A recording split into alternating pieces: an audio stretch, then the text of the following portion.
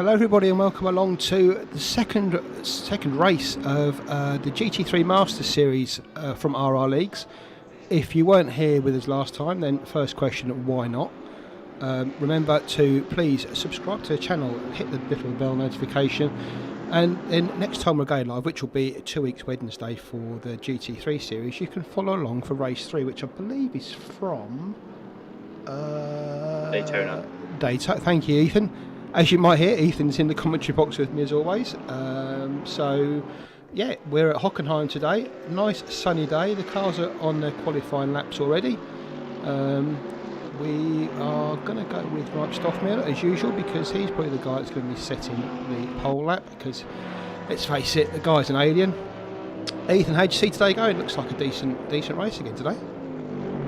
I really like commentating on these series, and particularly this one, because Mike makes our life incredibly easy. No offence to obviously the rest of the guys who all do an amazing job, but he does make our life rather easy during qualifying. I see this one going very much the same, to be honest with you. Obviously we had a bit of an incident last time out with Clive Britton having a bit of an incident later on in the race, so hopefully he will not suffer that again. But apart from that, he was in the top. He was running second or third? Yeah, he was running second at the time. For those of you who didn't see, it was literally about 10 minutes to go. He was coming down the start-finish straight, and the car, literally out of nowhere, came from out of the gravel straight in front of him. And despite Clive surviving an accident about 5 minutes earlier, and there wasn't much left of his car anyway, he hit the spinning Porsche of James Butler coming across the track and ended his race from second place. So it's never over until it's over here for anybody that's racing, so they've all got something to fight for, and I do hope, like you said, Clive gets a bit better luck this, because he'd fought really hard, and I think he said afterwards during the race, like he'd tried everything and he'd really fought really hard, and to lose it like that was a bit of a shame. Absolutely. So I can't imagine that, with a couple of exceptions like Clive, I can't imagine that we'll see much change nearer the top. We have got a couple of new people, I believe, at the end. Yeah, we've got a couple of missing people today and a couple of new people today. Bobby Gill, brothers. There's another that I think of, Sam Ruler. So there's at least 3 or 4 guys in here that weren't here last time we came out. Which obviously, while we're not expecting any of them to make a massive threat at the top, we obviously will expect them to have some fun in the midfield as well. I think Bobby did try and join last week, but or 2 weeks ago, but I think he just had a few issues with his laptop, so with his PC. So we're just on board. We're following along with Ralph Arella at the moment. He's currently put the 3rd fastest time in. He was on the podium last time out. So Ethan's having some problems there. Ethan is constantly having problems. You wouldn't be you, mate, if you weren't having problems.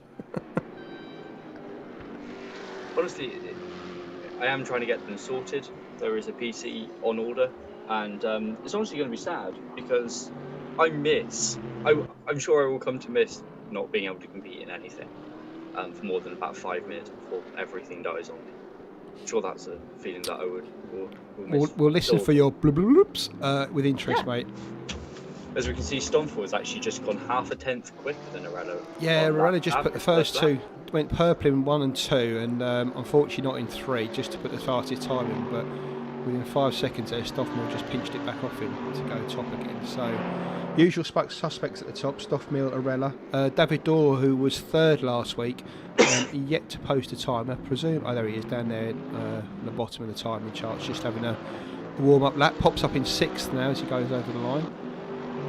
And this is probably a good point to, as I believe we should have mentioned it at the last round, stewarding in this series, as all RRLeagues series have.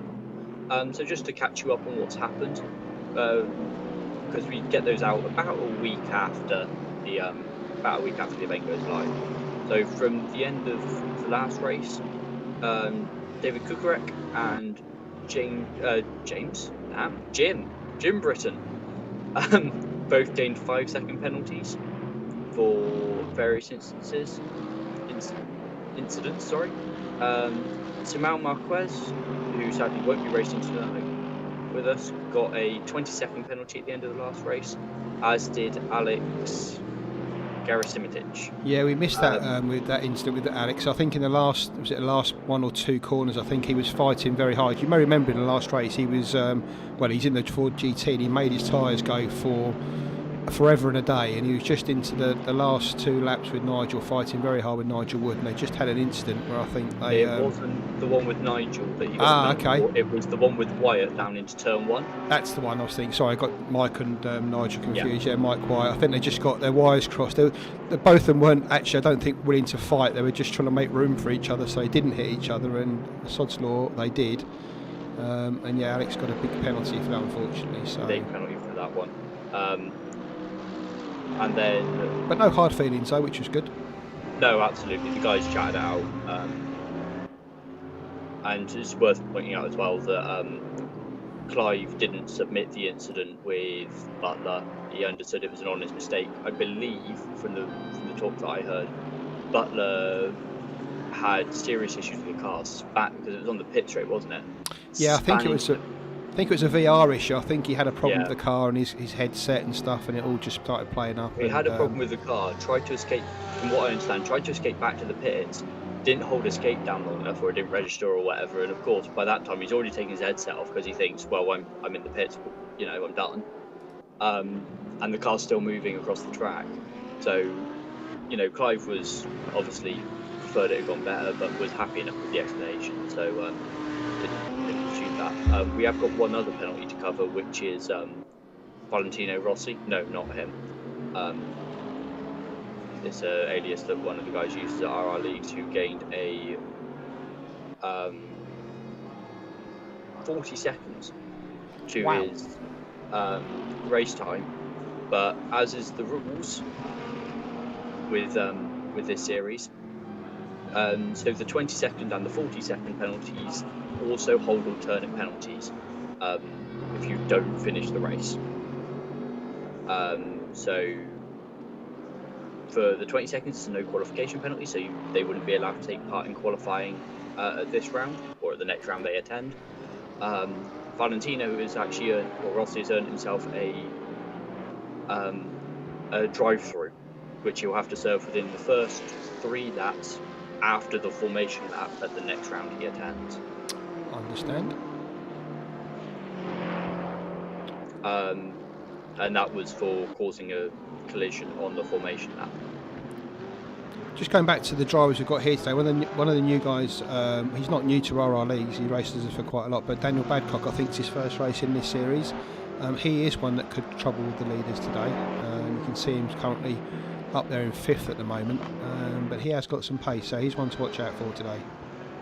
Yeah, Dan had a bit of a tumultuous time with RRLeagues, where he came in, and as we were discussing last week, you know, unless you're a Stoff mill, you don't really come into RRLeagues and go, oh yeah, I'm going to be top of the timing sheets. That doesn't really happen.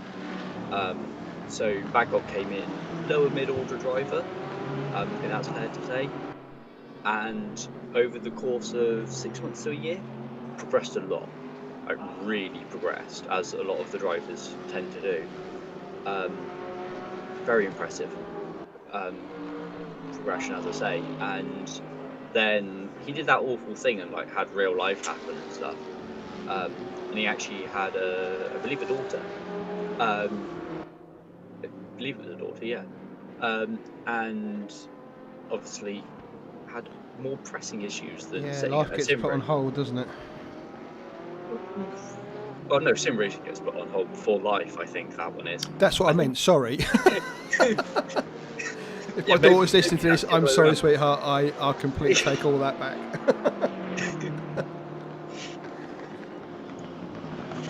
Yeah, absolutely. Sim racing gets put on hold, life continues. That's what I meant to say. It was a Freudian slip.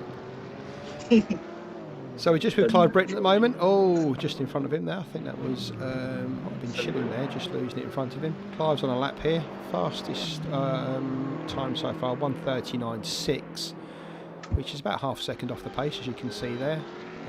He's not gone quicker in sector 1. Not gone quicker in sector 2. I think that time's going to be... Oh no, it's okay. I thought he might have gone wide there, but it might be right. No, he's not quicker in sector 2. So it's unlikely he's going to improve on this lap. Yeah, Clive with a new teammate for this one, who I'm just going to check. Yeah, he's still with us. He can have connection issues. Bobby Gill, who's actually new to RRLeagues as well. Oh, is Bobby driving in that team? That's good for him. Yes, he is. Callum Morgan has rescinded his registration. Just you knew he was going to miss this round, I think, and then working shifts means trying to get a night off a week, a consistent night off a week is quite difficult. So he thought he wasn't enjoying the car, he wasn't sure about working patterns and all that sort of thing, so he decided to hang up boots for this one. You see somebody going very deep into the hairpin there. Two of them. Probably just getting out. Oh, there's 3. any more for any more? Oh, that's ended Dawes' attempt at that lap, unfortunately. So that's a quit out from that lap from David Daw. Just getting a little bit of room there and starting again, I think. Yeah, you didn't go onto the grass or anything, and he's got plenty of time to prepare for the next lap, so he should be all right. So you remember Nemanja Manojlovic, his Mercedes has been in the garage for 2 weeks to try and get it back to looking somewhere near straight after the last race. Yes, big incident for him, wasn't it? Outside of turn 2? That's it. It's looking a little bit more like an AMG Mercedes now than it did last week. So let's see how long he can keep that in one piece this week. Manania has got pace, so and he was running quite high up until his incident last week, fairly early on to be fair. But yeah, let's just see how he goes in this one. Yeah, absolutely. And the manager tends to be one of those people that less so. There was a day where he was incredibly good. I'm sure he still is, but obviously, like you say, RRLeagues keeps evolving. So we expect to see him a little bit higher than 10th, but he's definitely one of those guys that he won't necessarily challenge for a podium on pace, but he'll challenge it on consistency. And one of those guys that we expect just to do, it's unusual for him to have an incident. And yeah. I'm sure this time, he's normally the guy that you can rely on doing 100 laps and them all being within a few tenths of each other. And he's very difficult to drive against as well. He knows every single corner, every single line. So whether you're defending or trying to attack him, both are very difficult. So he's put 2 sectors in as well. He's still going to be about half a second behind Stoffmeier by the looks of it if he finishes this lap. But that's nothing to be ashamed of. No, absolutely not. I'd love to be within half a second of Stoffmeier. If you are, mate, he's just playing with you if you are. So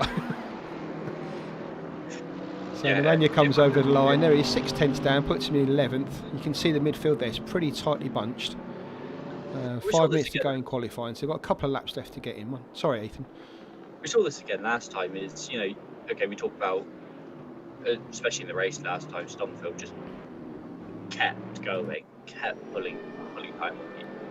But we saw this last time. Is actually, if you look at kind of 12, 13, 15, you're talking a couple of tenths there, and I'm sure a couple of seconds will cover about 5 cars during the race, no problem. Andre Mole just on his outlap here, coming around through down towards the Mobile 1 curve. You can see here the race room's been updated recently, so the drag strip, the walls have now come right in on the track. There was a time when you could cut right in there to get yourself a better line through Mobile 1 and down to Sachs Curve, but that's all come in now, so that corner's a lot harder to take now at any kind of pace. You can still do it, but it just tightens your line a little bit with that wall coming onto the edge of the track. Yeah, it's one of those things, isn't it? They're good things that come in. And actually, the last update that we had, last Wednesday, I believe, yes, of course, because it's the one time I've known it that it's been on an ACC race night rather than an RRLeagues race night. The race room's been updated, so that was nice. But yeah, it's one of those things that the update brought a lot of quality of life updates, and that's just a little one that, yeah, you used to be able to go almost you almost used to go 4 wheels off the track there to really swing it in. Little less advantage for those drivers now, and obviously some people might not have raced this track since we last raced it. So that will be quite new for some people if they haven't been putting into practice, either because of real life or any other reasons that might be. Yeah, I mean, it was always a case where you could actually get across there and I can literally go 4 wheels. It wasn't like on a track limit, you can get 4 wheels over the white line, it wouldn't pull you up on it. But now you don't even have the opportunity to do that because the wall literally juts right out onto the edge of the track, so you've got no opportunity there to take any sort of excess line into that corner, and it does cut Mobile 1 down into more like a 90-degree now. So you can see the wall there as it comes right. You used to be able to drive right onto that blue strip, but that wall stopped you doing that now, so no chance of doing that. So Andre, he's made a mistake in sector 2 there, so first sector was pretty good, just 2/10 down, but he's made an error in sector 2, so that's not going to trouble the time. It's definitely not going to trouble the timing charts this time. So there we go. Once again, we've talked our way through qualifying, and once again, top of the table, Mike Stoffmill there with 138.998, just into 138. Ralph Varela 139.1. Horvath, Dorham, Max Haas come in 3, 4 and 5. Dan Badcock, we talked about him earlier, first race in the series today, he's up in P6. Manojlovic in 7.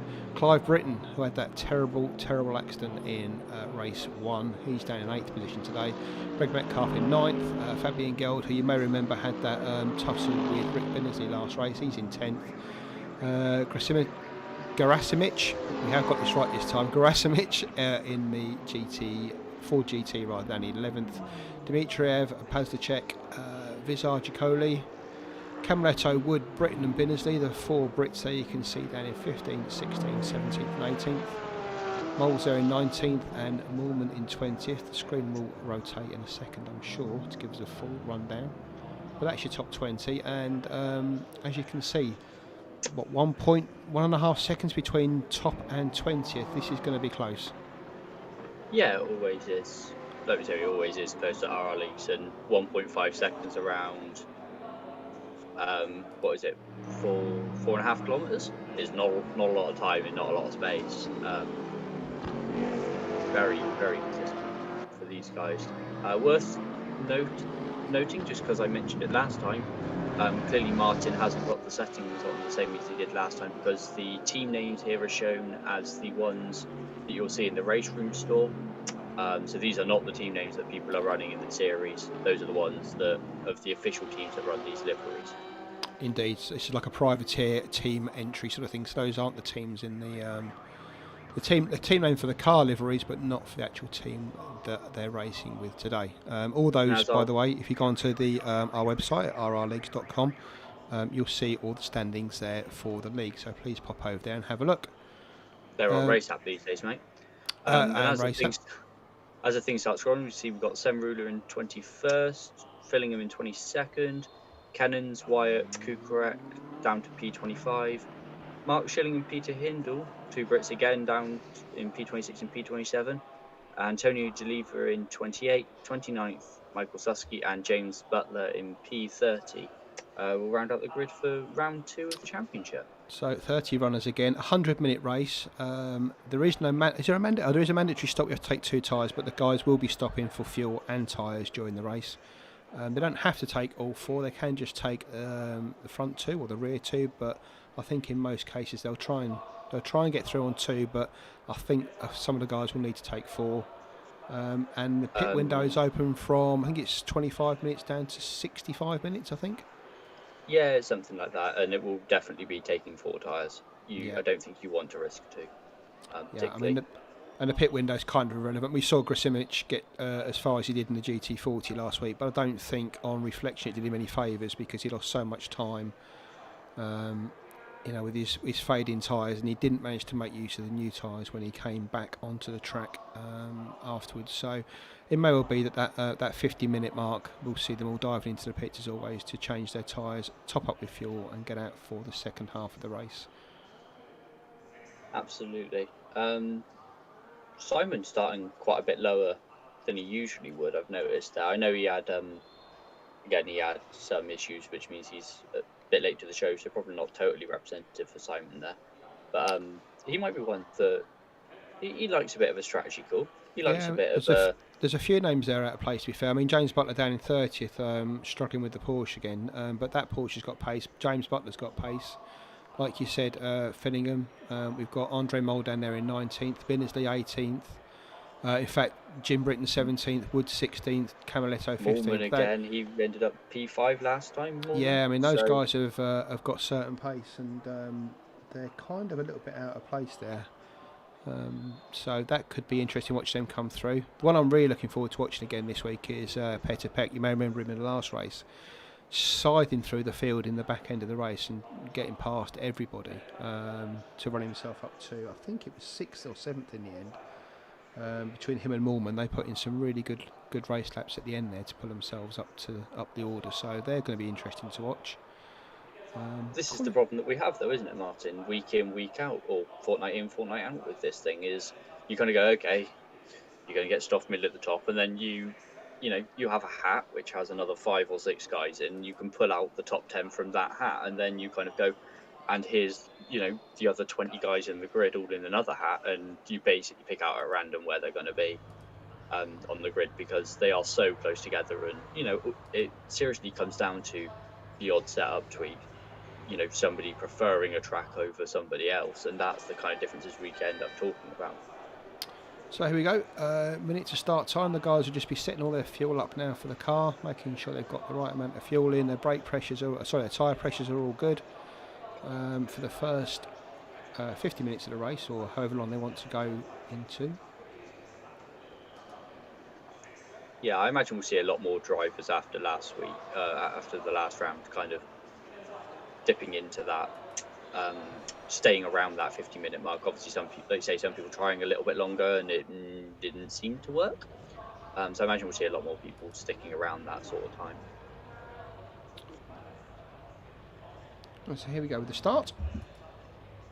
Not the start, formation lap. Of course, that's what I meant. I'm glad you're here, mate. I'm so glad you're here. So as the lights go out, they'll all wait 5 seconds to prove they're all compliant. And they are running at 130 kilometers an hour, single file, until we get to between turns 10 and turn 11.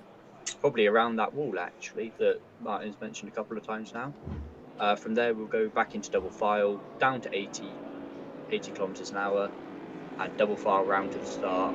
And then I believe it's anywhere from the end of the pit wall until the start-finish line. Quite a long grid here, and not a massive run to turn 1.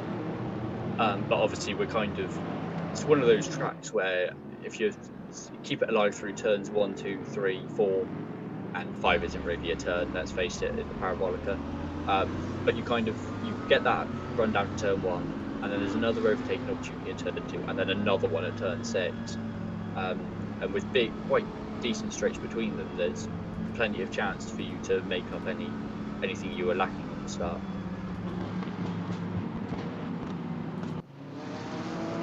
So Stoffmill leads them around on the formation lap. And the guys will be trying to get, you can see them weaving in the background there, trying to get a little bit of the heat into the tyres. So Stoffmill, Arella, Horvath, the 2 teammates there in the Gulf livery Porsches. David Dorr in 4th, Max Haas in 5th, Daniel Badcock in 6th, the 2 Audis there.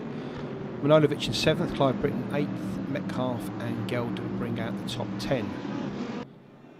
Do you want to just refresh your director while we've got a second, mate? I'm just looking at the tower, and we're missing quite a few flags and stuff. I did just refresh it just before, so I'll try it again and see what comes back. Let's have a look. I do like the PlayStation livery on that Walkman Horse BMW. As you can see here, as the drivers come up to this turn 11, picking their side. I say picking their side, they've got to form up on the side of the grid that they started on. Some series tell pole to go to the inside. Here it's whatever you get, luck of the draw. So Stoneful will actually be starting on the outside of the grid here. These guys want to get their acts together a little bit. Maybe Stoneful running a little bit hot, but I don't know, we're looking at the mid-pack and they're doing about yeah, maybe a little bit fast from Stoffmill here. You could probably do with slowing down a little bit. try and get this pack a little bit more bunched up so that none of the guys in the back are disadvantaged. So Stoffmill enters the acceleration zone here. I have tried to refresh the manufacturer's mate, but I couldn't get him to go, so we've got it what it is. There you go, Stoffmill hits the ghost button, and he's over the line, P1. Arella Door go down to the first corner. They're through. All safely. A little bit further back down the field. Horvath past Door. All good. Everyone's through. That's nice to see. Stoffmill leads Arella and Door. Anything going on there? Big kerfuffle into turn 2 there. That looks like Daniel Badcock is round? Or is it Badcock's still there in 5th. I'm just trying to see who's dropping down. That's his teammate. Down in 17th, started in 5. It's going to be tight as they go up to the hairpin. There's quite a few of them all going to bunch up here. This should be interesting. Stoffmill goes through the 2 Porsches. We're just in the mid pack here just to see if there's any action. Oh, someone through the inside there. That's the R1. Is that Woman? Yeah, that's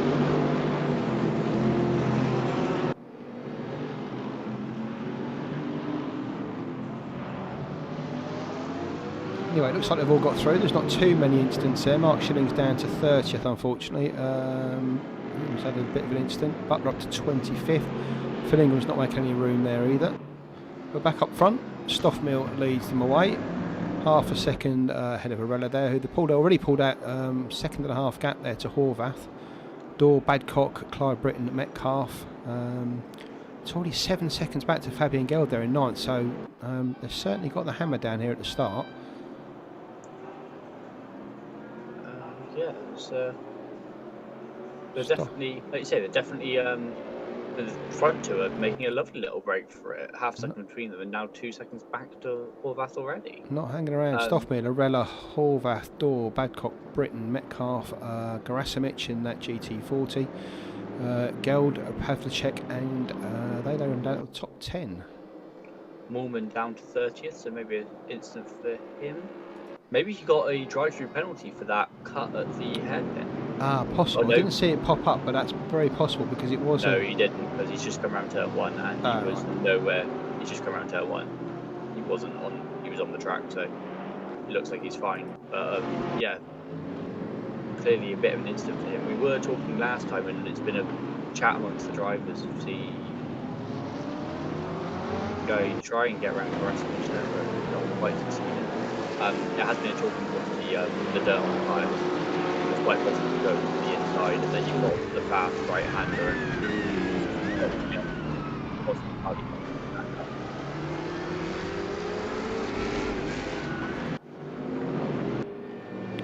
Fabian Geld there just up.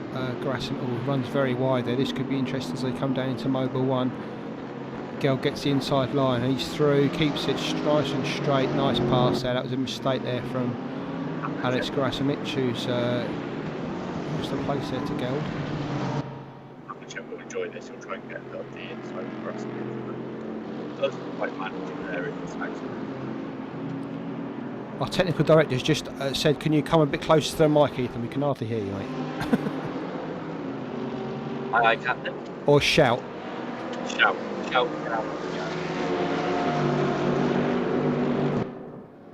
So there's Stoffmill and Arella, they're through.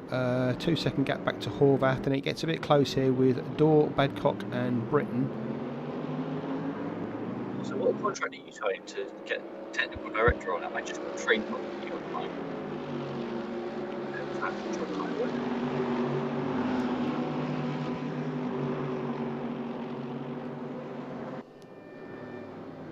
So here we come, Door in 4th, following Horvath closely. Badcock, Britton, small gap to Fabian Geld.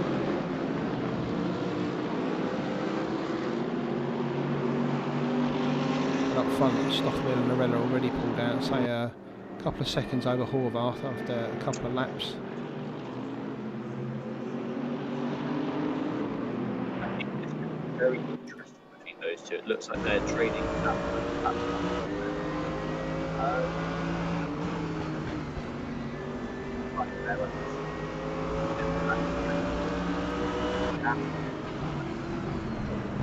So So Horvath door just up his backside there, as you can see. Badcock just behind him in the black and red Audi, and Britain just behind them as well. Then it's a second and a half back to Metcalf, and a 3-second gap then back to Fabian Geld there. So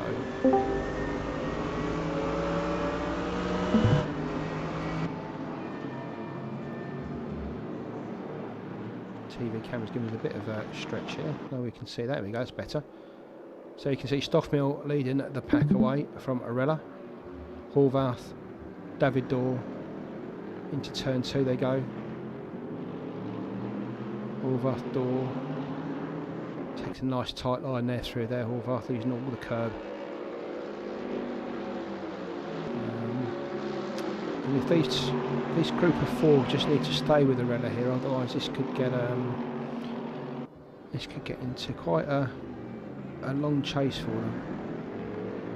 Stockton already a second and a half out of Arella, who's got another 2 seconds back to Horvath. So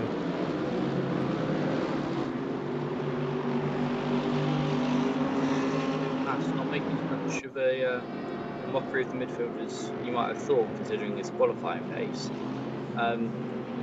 Embroiled in a battle there by the looks of between Camaletto. Well, okay, it's one of those trains again, is it? So you've got Pavlicek, Britain, Dimitrov, Kikoli, Camaletto, Haas, Woods, Mlinavljevic, all within, what's that, 4 seconds covering 8 drivers? yeah, I don't think any of them are holding anybody up. I think they've all got about the same kind of pace here, because there's no one really crawling over the back of anybody. It just looks like a very quick train. They've said somebody goes wide there at the back. I think that might have been Mlinavljevic. Yeah, Mlinavljevic. That's going to be a horrible thing to drive, but fair play. He's got it right. Having said it's that, a horrible thing to drive. It's a horrible thing to drive. That is the thing. Get it on the gravel. We saw that in race 1. As soon as you get it on the gravel, you are a passenger. You've got to be so careful on the throttle there. So, unfortunately, that's Nemanja back to 29th. He's only got Jan Moolman behind, who must have had an incident somewhere. So that's could be fun to watch those two come through the pace. But if we go back up to that battle there with Pavlicek. Jim Britton there going through the inside on turn 2 and 3, come through 4. Can he keep that McLaren in play? He can. Going to run down through Parabolica. I think he'll struggle up into turn 6, to be honest with you. McLaren's not known for being incredibly quick in a straight line. He's trying to keep it on the inside of the Porsche there, but I don't think it's going to work. Jim's got a good set of anchors on him, so I imagine we'll see Fair exactly play, what we look at see that, he's there held and that. chucking Great it on bit the of driving inside. there. Great bit of driving from Jim. I'm sure he would have been telling himself that the car on the left halfway through that. Obviously Jim, resident crew chief expert, well, resident crew chief guy. I'm not sure which voice he has it on. I believe we've had this discussion. I believe the one that he's definitely confirmed he doesn't have it on is his missus. He's dropping a little bit further back down the field. Max Haas and Camaletto there. Haas in the Audi just in front of Camaletto in that Centenary liveried AMG. The SLS rather. The SLS, yeah. That's a move from position by Haas there, I think, which I think is why we saw them a little bit close to one another. Just Haas trying to get through the field there for a little bit. Well, Haas was very quick in practice and qualifying, so he's obviously got the pace in that car. So let's see if he can make his way up the field. Jack, a very quick driver anyway, but that SLS doesn't seem to take the pace in the other cars. We'll give Jack a shout out. Obviously, he streams all of these races. Probably worth saying here if you're going to watch one of us, because from what I understand, chat doesn't get much love from Jack during these races. They're a bit intense, which is fair enough. Again, sim racing first. That. But yeah, it's a great stream to watch. I must admit, I do enjoy watching Jack stream after we've done this and just going back and seeing it from his point of view and what he saw. So yeah, if you haven't, just search for Jack Camaletto on YouTube, you'll find his streams. The move there for, I believe that was Kikoli on Dimitrov. Yeah, and then Dimitrov trying to come back. Him, I think quite got the speed in that Porsche down into 7. Yeah, Mercedes through there. Yeah. Good driving from Vizar there, keeping Dimitriev behind him. And you can see Max Haas on the tail of them, catching him up. He's left Caminetta behind a little bit already, so he's obviously got pace in the Audi in the early stages of the race. Up front though, Stoffmill's still pulling away from Arella, still keeping it around a second and a half. Another 2.5 seconds back to Horvath, who's just pulled out a bit of a gap there on David Dorr and Badcock. I think Dorr, Badcock and Clyde Britton are going to have a race, I think, all afternoon by the looks of it. They've got some pace between the three of them, so could be interesting to watch that one through later on in the race. See Vicoli's still up with Jim Britton, that McLaren, they're still battling. Great See track. Semrula there is great track. I mean, this is one of the few tracks that I don't, you always hear about the old version was better, and I don't understand that, being too young and only really knowing this layout. But yeah, definitely one of the modern greats, and I think a track I've always enjoyed coming to. Ooh, big dive there from Vicoli on Brill. Fair play to Britton. He left him enough room so he didn't take him out, but he made sure he kept the space. It's good driving there from him. Now, I mean, the old Hockenheim, I remember back in the day watching the old Ferraris and the Williams of like Senna and those sort of people flying through the forest. It was amazing to watch. It wasn't quite as technical as it is now and as much action as it is now, but the speeds that we get up to on the old track, I can understand why people like me say we miss it, because it was something to behold, but it had none of the kind of the race that this new track's got, and the technical aspects of it. There's a bit of a cut up the inside there from Haas, from Vicoli, trying all manner of lines to get round Jim Britton there, but Jim closes the door again on him. Like we said, Jim, very, very experienced racer, very much a wily driver. We'll just hang on the, like you see there, just as we come from turn one, just a little hang on the apex, just to upset Visor, just a little bit more. I'm sure we'll see Jim using all of his wireless. Vicoli goes up the inside into turn 2, nothing doing there through 3, so as they sweep onto the parabolica, Jim this little bit further away this lap through. Yeah, I mean, turn 2 and the hairpin are the two real overtaking based on the track. In turn 2, it's always, because it's got such an apex on it, always see accidents happen there, and they do. Oh, he got him again. Great driving again by Jim, holding him back at the hairpin. There's a couple of lines at the hairpin there. You can go a lot wider and take it round, or take the inside line, but lose the pace on the exit. So, I think that's Jim understanding Visor a little bit. They've raced quite a bit together over the years. As we see, Geramastic rejoining. Hopefully, he doesn't rejoin into anybody. That would be bad. Looks like he has cut up Dimitriev there a little bit. As we see, big contact between the Ferrari and the McLaren, both off in, the BMW and McLaren. Jim's hit the wall. Hopefully that's not engine dead, but that McLaren doesn't look to be moving quickly. It's not moving, is it? It's probably, oh no, there we go. Oh, he's got a gear.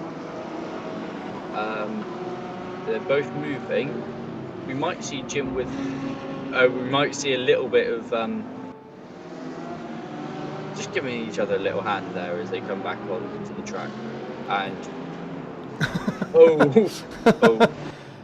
I think that was Jim potentially moving out of the way of, the Porsche ahead, behind, sorry. I can't imagine that was overly intentional from Jim. Yeah, it's a real shame for Jim there. I was looking at something else and didn't see the incident, so I don't know who took who off there, but it was it was a bit of a classic Mobile 1 crash, to be honest. One of them was up the inside, very fast turn. Yeah. I mean, Visor could have been a little bit more to the inside. Jim could have given him a bit more room.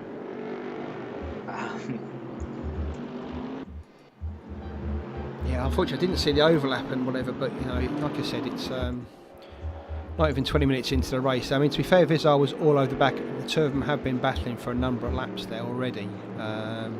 So I guess you could say it was a an accident waiting to happen, but we just didn't want to see it happen quite like that, especially to end up with Jim out the race there, so that's a shame.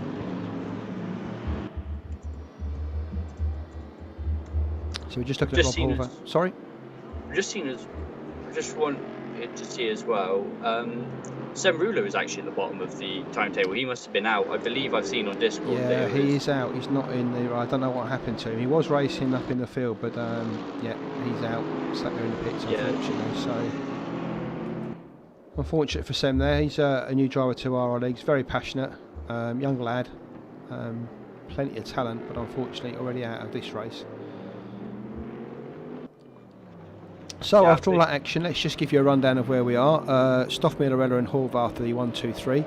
Dorr and Badcock are fighting over 4th and 5th. Let's just jump back to that battle. There we go.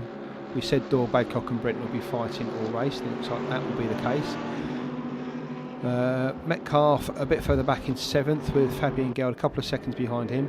Pavlicek in 9th, who's got a couple of seconds on Max Haas, who's already passed Gerasimik and Dimitriev.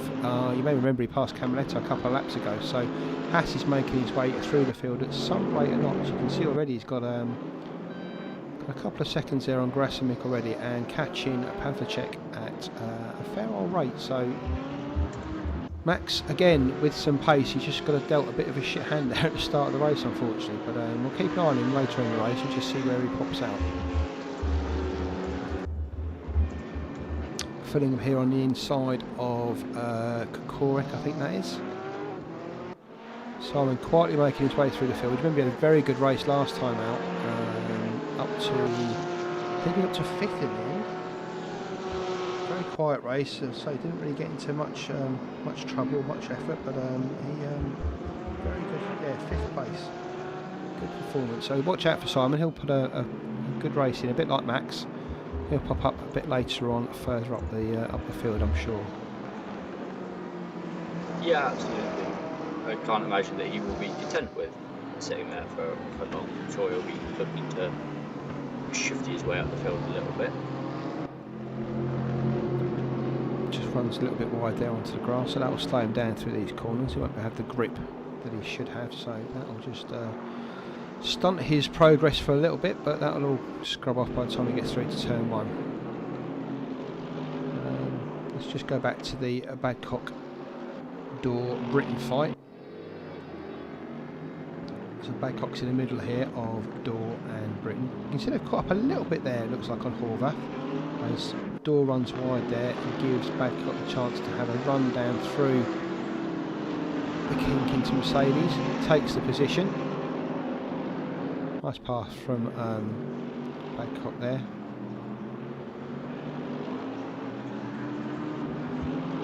A little bit of an unfortunate error there. He's made a couple of those in the last few races, which is very unlike David Dorr. I think David's got to that point where, like we say, the field is tightening up all the time, and he's kind of trying to progress his driving more and more and more. And obviously, when you start looking for those couple of tenths here and there, rather than, you know, handfuls and basketfuls of seconds like some of us do, you're naturally driving on the edge, and obviously that breeds mistakes in and of itself. Yeah, and the thing is, it's not like he's trying to go faster. It's just he can't afford to. If you have a very relaxed driving style, where that's where your pace comes from, it's actually quite difficult to do that when you're being climbed over front and rear. Oh, absolutely, and you know that. I mean, Clive is well known for being a pretty chill guy in Discord and stuff. But he gets worked up during the races. I think most noticeable was after the 2.4 hours of Daytona that we ran last weekend. And within about 5 minutes of the finish, he was on Discord going, "Should we go again, lads? That was great." Let's do that again. Yeah, he was like, "Ethan, boot up the server again. We'll go for another 2.5 hours." And I was like, "Yeah, mate, you crack on. I'll load it up just for you." Madman. But yeah. He does enjoy his racing, and he's, like I said, he always seems to be up there fighting for the top spots, so I can understand why he wants to keep going while he's got this pace, because, you know, we're not all like Stoffmiller, we're born with it. It does come and go for a lot of us. We have our good days and our bad days, so fair play to Clive making the most of it while he can. Absolutely. I've just noticed as well that Sam has actually joined us in the waiting room. If you want me to pull him in, see what actually Why happened. not? Yeah, see if he can. See if he gives an idea of what happened and how he got on. Oh, big incident there for David Dorr. Ooh, was that a big wobble through?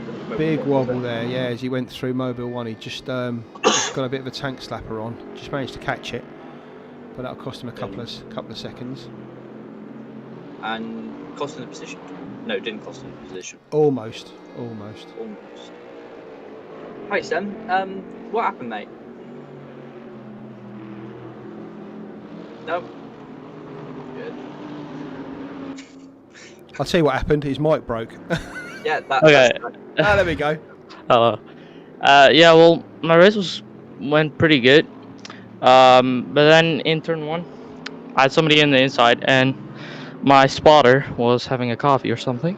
Because I didn't hear it, and yeah, it wasn't really his fault. I just went in the inside, closed the door, and he hit me, and I fully sent it into the wall, and my engine was completely dead.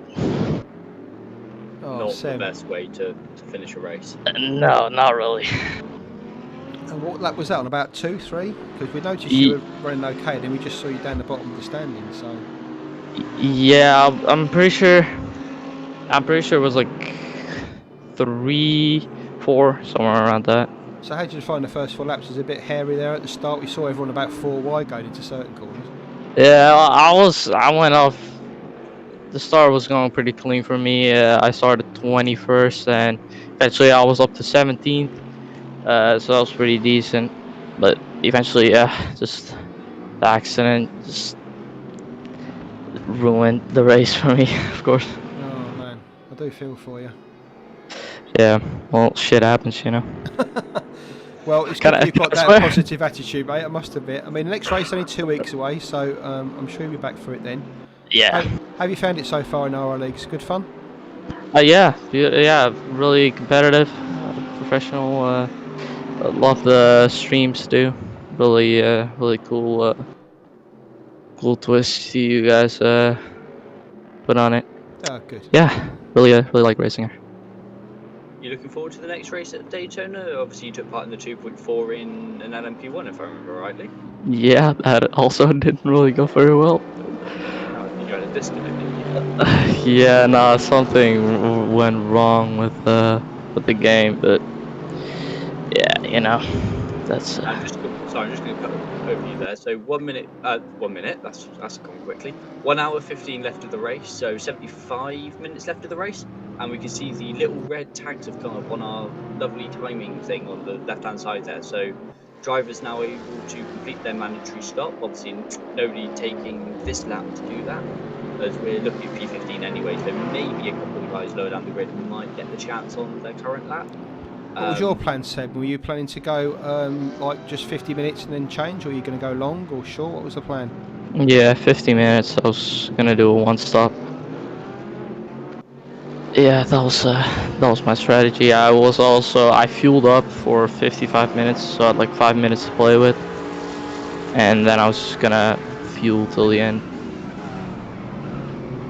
Like we said, obviously you wouldn't have heard it because you were trying to race, but I think that's what we'll see from most drivers, to be honest with you. After big crash at the hairpin. That's 3 cars involved there. Cannons hits the back of Looked like the Audi of Suski. yeah. And then Vizar got through in that. Vizar, recovering of course after his incident with Jim. But this is what we like to see. Cannons knew he was in the wrong, was too late on the brakes, hit him, and has given the position back fairly and safely within a lap. So we were on about those 20-second time penalties last race. So that's the kind of incident that would cause you a 20-second time penalty, but that shows sportsmanship from Martin. Will save him the 20 seconds, and he'll get a single point on his licence, and won't actually suffer a penalty for that, because you are deemed to have obviously lost enough time. You've redressed the position, you've redressed what you've done wrong. So you get a warning, but no more than that for him at the end of this one, hopefully. Sam, please feel free if you want to stay with us or you want to go. It's up to you, mate, but we'll be commentating through to the end of the race. So if you want to stay, please feel free. Yeah, no, I'll watch it on the stream. Thank you guys for the interview, though. No, good. Thanks for coming in, mate. Appreciate it. And good luck in the next one. Yeah, Yeah, thank and you. enjoy your time with RRLeagues. Hopefully it's long and prosperous. Thank you. So that's Sam Ruler there. Unfortunately, at the race after 3 laps into turn 1, you heard him say that he got punted into the wall. Unfortunately, you hit the wall around here, front end on, and your engine's pretty much toast. And I think that's what's happened to Jim as well with his suspension. I think he was just struggling with that at the end. So that's those two at the race. We're down to 28. We'll just look at Peter Hindle. He's currently bringing up the rear at the moment after a couple of incidents he's had. So he's still running in 28. So we've still got 28 runners, all led as always by Mike Stoffmill. I say as always, one day somebody will catch you, Mike, and we will have fun with you. But that day is few and far between. So Stoffmill's got 4 seconds on Arella, who's got a further 4 seconds on Horvath.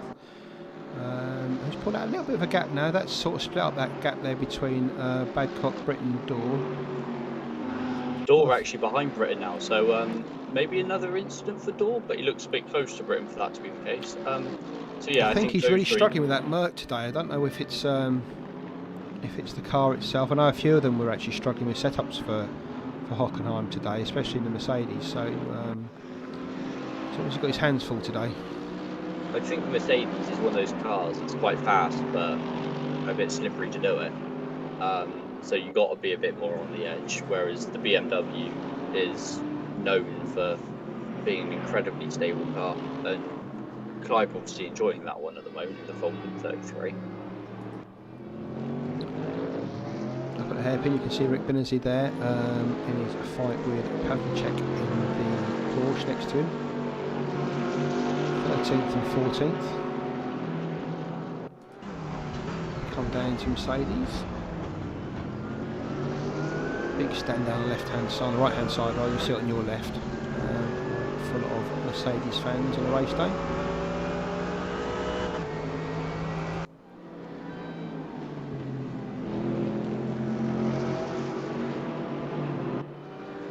This is the closest battle we've currently got on track. I was just looking, I think it's that P4, P5, P6 one, isn't it? In terms of like multiple cars. But yeah, I think you're right. I think this is the closest between 2 cars at the moment. We've got a couple back with Kennens and Susky. Remember Kennens had that incident at the hairpin. Had a few. But that would be Kennens through up. That would be. That's actually a change of position there between those two after the incident. And Gicoli down behind both of them, so unless Gicoli must have had another little incident, he's quite a way back. So Gerasimic's just having trouble there on the exit of turn 4 up Parabolica. And Dimitrov following him all the way across the track to get that slipstream. That Ford isn't going to punch the biggest hole in the air as he sweeps to the outside. Oh, he's gone. I thought there he's going to brake too late, and he's going to have to sweep down now through. They come down through the kink into Mobile 1. This could get interesting. This isn't Mobile 1. This is into the Mercedes arena. Sorry, the next right. kink. You're right. Sorry. What would you do without? I sound like David Croft for a minute then. There's 3 wide, there's only one of them, there's 5 seconds between them. Calm down. I think he's trying to be Murray Walker. So Dimitrov crawling all over the back of that Ford GT. Oh, he's gone wide onto the gravel. Big bubbles from both cars, and don't put it into that gravel because it's difficult to get out of there. No, he hasn't. He saved it, got it round through, got the position. And actually see Dimitrov now starting to pull away from Gerasimic because I think he had a little bit more pace than Alex there, so that should see Dimitrov now climbing onto the back of Max Haas, whose progress through the field seems to have stopped a little bit. He was ploughing through the field at a great rate of knots, but that's stopped now. He's currently still 6 seconds behind Fabian Geld. Still with pace. His best time today so far is, let's have a look and pull that up. So 140.2, sorry, 322, isn't it? 140.3. Yeah, Fabian Geld's on a 140.2. David Dorr ahead to 140.2. In fact, there's only 3 drivers in the 139 so far, and that's Clive, Ralph, and Mike Stoffmill leading the race. So the 3 of them have got certain certain amount of pace. Stoffel obviously with the quickest lap so far, 1:39.756, but the other two are only 2 tenths behind him. So we've got some pace out there at the moment. Everyone down into the top 10 are all running around in the 140s, so not a lot between them still. The only thing separating them are those little odd mistakes that they seem to be creeping in. We saw them from Door as well as he went through that turn earlier, just going wide. And we've seen a few from Rasimic as well. So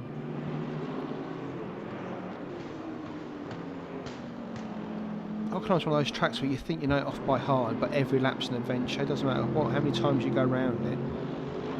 It just feels like something happens on every lap that's slightly different.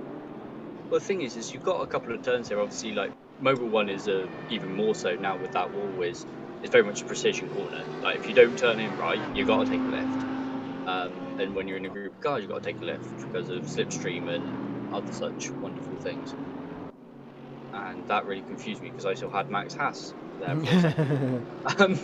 I was like, that's a long way back or forwards. I mean, I've had lag, but I've never quite had it that bad. But yeah, Mobile 1, precision corner. The hairpin here that we're going into now, obviously, there's multiple lines through here.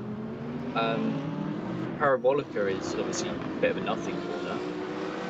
And then down into obviously Mercedes Arena is very one line, but you've got to be on exactly the right line to get speed. And obviously Sachs bit banked means that actually some. I thought it went off. There's a bit of lag, but yeah, I thought that was a bit of an accident. But it was just a server glitch there, so they're all still pointing in the right direction. Yeah, we were enjoying that at Slovakia ring, weren't we? As we can see, Horvath still getting cheeky with the entry there into Mobile 1. Well, it is the line, to be fair. If you can do it and make sure you miss the wall, it is the line. But he was running the ring of death there. He got to make one slight error, and and that doesn't look good for Dan. Hopefully that's a server. That's the server. Okay, cool. It's either that or he's burrowing his way through to Austria, one of the two. He thought he was at the wrong track. He's realised now that this is Hockenheimring and he should be here, so he's going to stay with us. But yeah, Sachs with the slight banking on it after Mobile 1 means that actually sometimes you can get a decent run on the outside of that one if you have to. There's a number of corners here with weird lines and a couple of precision corners, which, like you say, means that you've got lap after lap after lap, something slightly different happens.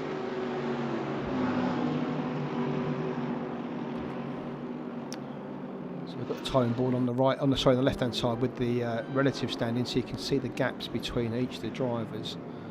You see the battle there, Pavlicek and Benazir. That looks like quite a tight one. We'll stay with this one though, because obviously it's further up the field. This is where the action's happening. You may see some cars with damage. That's not because they've hit a wall or anything like that. You can see most of them will have some sort of damage. That's normally because the server's had the incident that it's had, and when the server comes back, it sort of registers all the cars with damage. So it won't actually affect the drivers. They won't see the damage. It's just for the it's just on the stream itself. You'll see it. Yeah, which is a bit of a shit. It makes our life a lot more difficult. But as Clive runs a little bit wide there, obviously he won't be picking up damage from that, but won't be enjoying that, and we'll have to be a bit careful for the next couple of corners as David Dorr desperately tries to put him off. So you can see the front of that of Dan Badcock's Audi there looking a bit snub-nosed, but he won't see that, he won't feel it, and it will have no effect on the car. So that's just a graphical glitch with the server. So I think he's actually just turned up on the car, and that's the GT4 spec he's running. To be fair, it looks, for an R8, it looks quite nice like that. It looks like a bit of a cross between an A3 and an R8. So very snub-nosed. That's the only time somebody's ever said, you know what, I've combined it with an A3 and I think I prefer it. And you're also wrong. The R8 is a beautiful car and was made. The R8 is a pretty gorgeous car, yeah. I believe we've got Jim Britton in with us at the moment. Might get a little word from him regarding that'd be good, yeah, that'd be good. Stuff. We can tease that out of him. No, probably being shouted out by the missus. If we can get him in, that'd be good. I believe he's here and ready. He's just muted himself at the moment, so I'll let him know of that. You might be doing something. I know he's got kids running around the house and stuff like that. So we can see here. Ooh, that's a bit close there. Between, is that Hindle? It's in the middle of this battle now, being that? I think it's Schilling, isn't it, in the Porsche? Schilling, yes. Yes, I believe you're right. A little bit close there as he came back on track. And that's just broken this battle up a little bit. And he stays out the way through Sachs curve, and the next two get through. And that's something we'll see. Obviously, long race, 100 minutes. We'll definitely see lapping, and something that the guys have just got to manage. And you might lose a bit here and there, but you'll gain in other parts. Yeah, blue flags. I mean, there's not really much you can do in that sort of area of the track. I mean, you can move over in the run into Sachs curve, which I think Mark tried to let the first two through, and then through the next section let the back two through. So yeah, like you said, you do lose some time, but it's swings and roundabouts. Some you gain, some you lose. Absolutely, and no hard feelings between the guys on that one, I'm sure. As we see Binsley's getting past Camaletto. That looks suspiciously easy. But Camaletto giving him a flash, so we know that they're not friends. Well, two of them are teammates in the GT4 league we've got going, so the two of them must be having a right old crack at the moment watching this. Oh, I'm sure they will do. And you can see Andre behind as well, a good friend of the two of them, also watching it as a spectator. So I'm sure that if these three come together, I'm sure the guys over at Paradigm Shift will be having words, or probably taking the myth is probably more accurate. But yeah, like you say, these three are good friends. I believe both Camaletto and Rick are streaming at the moment, aren't they? Jack just trying to... That was a bit cheeky for Jack, and he's going to suffer there on the exit.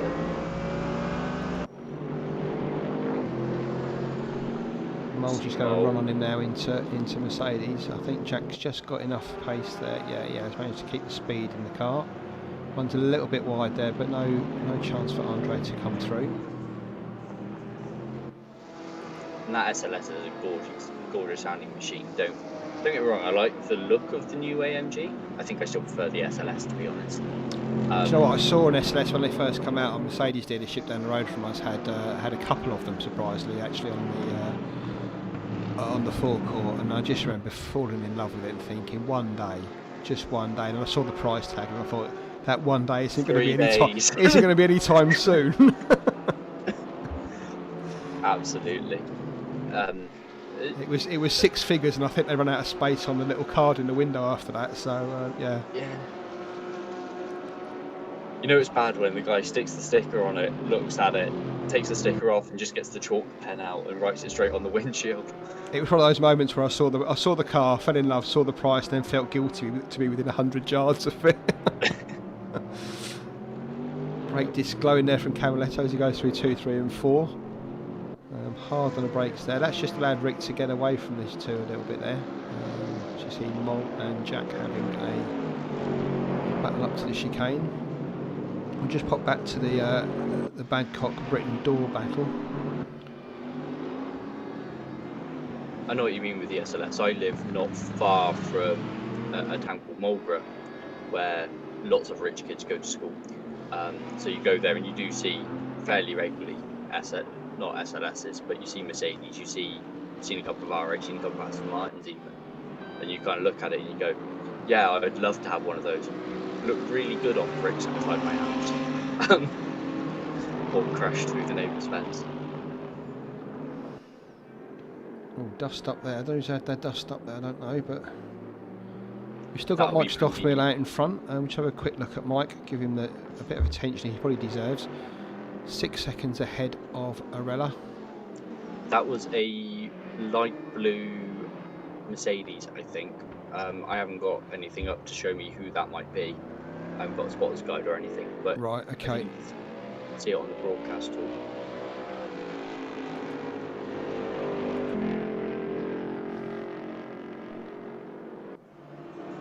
So there goes Mike through the stadium section. Oh, sorry, coming down to the stadium section rather. Again, that Corvette looking slightly squashed, but that's not.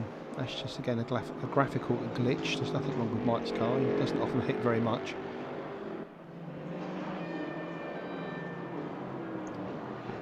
And you won't, like you say, you won't see that. Obviously, with the stealth colouring on it, you won't be able to see that at all. Just runs the curve, love it. It's just a joy to watch him sometimes putting the lap. Oh, is that Mole? Kennens. I think it's either Kennens or Mole. Manafovic taking his pit stop. This is probably just about as early as we could expect them to come in. It's a bit early, but well, anything after the hour is good. Anything after the hour is doable, put it that way. So this will be very much kind of like the earliest you can come in, doing a bit of an undercut strategy. He was in the midfield as well, so possibly trying to get out of a bit of traffic, possibly with Wyatt and Butler, but I'm not entirely sure on where he was before he pitted. So Manojlovic right at the end of the pit lane pops out, and he'll come out just behind Antonio De Leva there. It might have been that blue of Susky that was in the wall at turn 1. Of course.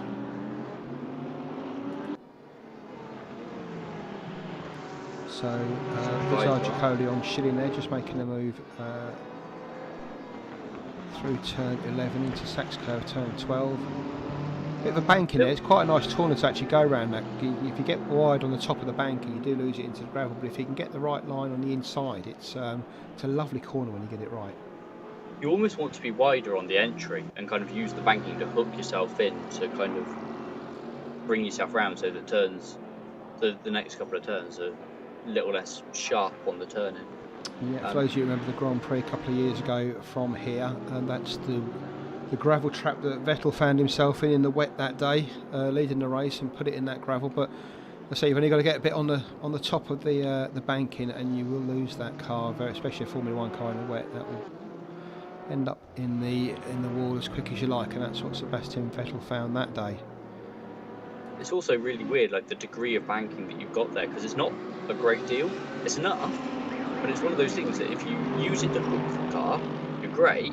If you try and attack it because you think you've got the banking and the banking will save you, it won't.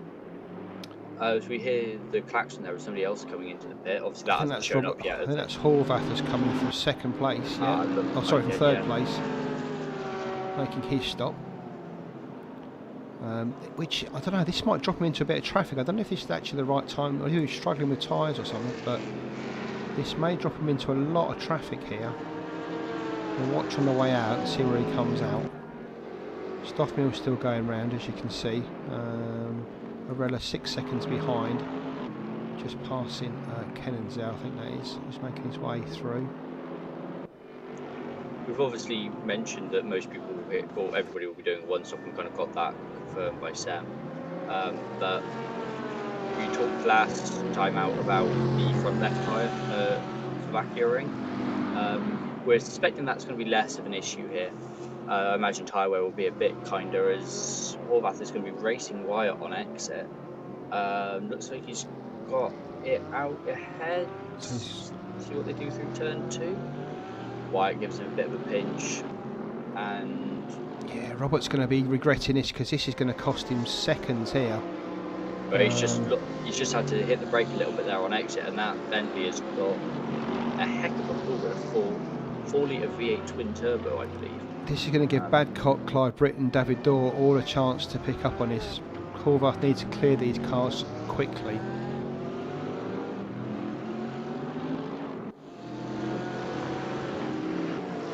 Goes to have a little bit there, but that Bentley's just a little bit too much pull on it out of the slower corners. I mean, it looked like a good stop from Horvath, but any advantage you would have gained with having a good stop is being lost here behind Mike Wyatt. And once he gets past Wyatt, you can see there he's got Butler and Wood ahead of him. He's got to get past as well. So I did think when he popped in, I thought, it's never a great time to stop. But when you're at the front, if you can stretch it out to the midfield have made their stops, I think it's all. The thing is they haven't been able to here because they've caught lap traffic so quickly. But in a way, one of the tactics that you can use is once you start to hit kind of heavy traffic. So like if he was coming up now to lap these guys, you can see he's got 3 guys in close succession. 2 of them are battling. That would be the time to pit, because obviously you're going to lose more time going through than you would hopefully lose getting through the guys higher up the field. Because you wouldn't have to pass them as much. You'd lose less time following them than you would lapping people. But obviously that hasn't employed that or hasn't worked for him. I would say Wyatt was losing time here holding him up, but I don't actually think he is, because I think he's just driving at the limit he's got, but it's just that Horvath's got so much more pace. He just can't seem to find the corner where he can put the nose in and make it stick, unfortunately. Well, this is the problem with the Bentley. I say problem, it's a gift when you drive it. It's got very little in the corners, especially through the higher speed points. It's got very, very little. But because it just pulls out of the corners and just keeps pulling, you end up in this really weird position where I can overtake, they've got half a second on you in every corner. It doesn't matter because you can't get past them, and then they can't get past you on the straight because you pull too much. There's somebody in the background there, looks like Visor has had a bit of a spin. Yeah, it looks like Visor had a bit of a spin on that one. We see Andre Mollers now made his stop as well, and so too Visor, so that probably wasn't Visor back there. So Horvath still struggling behind Wyatt here to get past. He needs a run down the straight. Oh, you give him a little nudge there. Not anything. Oh, there you go. He's in the pits. He's cleared. Right now, Horvath needs to make a few seconds now, because he would have lost so much time there, and that's probably given Badcock, Britton, Dorr all a chance to make up that time. And don't be surprised when those 3 come out the pits to find themselves ahead of Horvath. And Robert Horvath's going to have a battle now to get back onto the podium, unfortunately. Don't worry about the cars, they're sticking on top of each other. That's just a game thing where they don't have enough spaces in the pit lane to fit them all in, so they have to do this. So he hasn't parked inside the Merc there. That's Hindle that he's inside there, and Pavlicek that he came past on entry. Deliver also pitted. So we've got Schilling, Wood, Wyatt and Pavlicek in the pits at the moment. The leaders carry on. Stoffman, Arella, Badcock, Britton, Dorr all through. In fact, I think Arella's jumped into the pit. Yeah, Arella's in the pits this time. So we'll see where he comes out as opposed to where Robert Horvath is. So we'll keep an eye on that. Cannons has gone through for another lap, hoping to try and regain some of those positions that he lost through incidents earlier on in the race. So these 3 now pushing on. Is H Schilling in the pits? Because he's just lost another position. So Horvath's going to come through now. See Arella's still in the pits, so this should be interesting. Horvath just going down through Sud curve. Arella's moving, and yeah, Arella's going to. Be interesting to know, because I think there's a 5-second gap between them originally, wasn't there? I think. About that, yeah. And that's going to be. It's extended to about 10, so he's lost about 5 seconds there, Horvath, struggling behind. Who was it? Mike Wyatt. Mike Wyatt, thank you, in the Bentley, yes.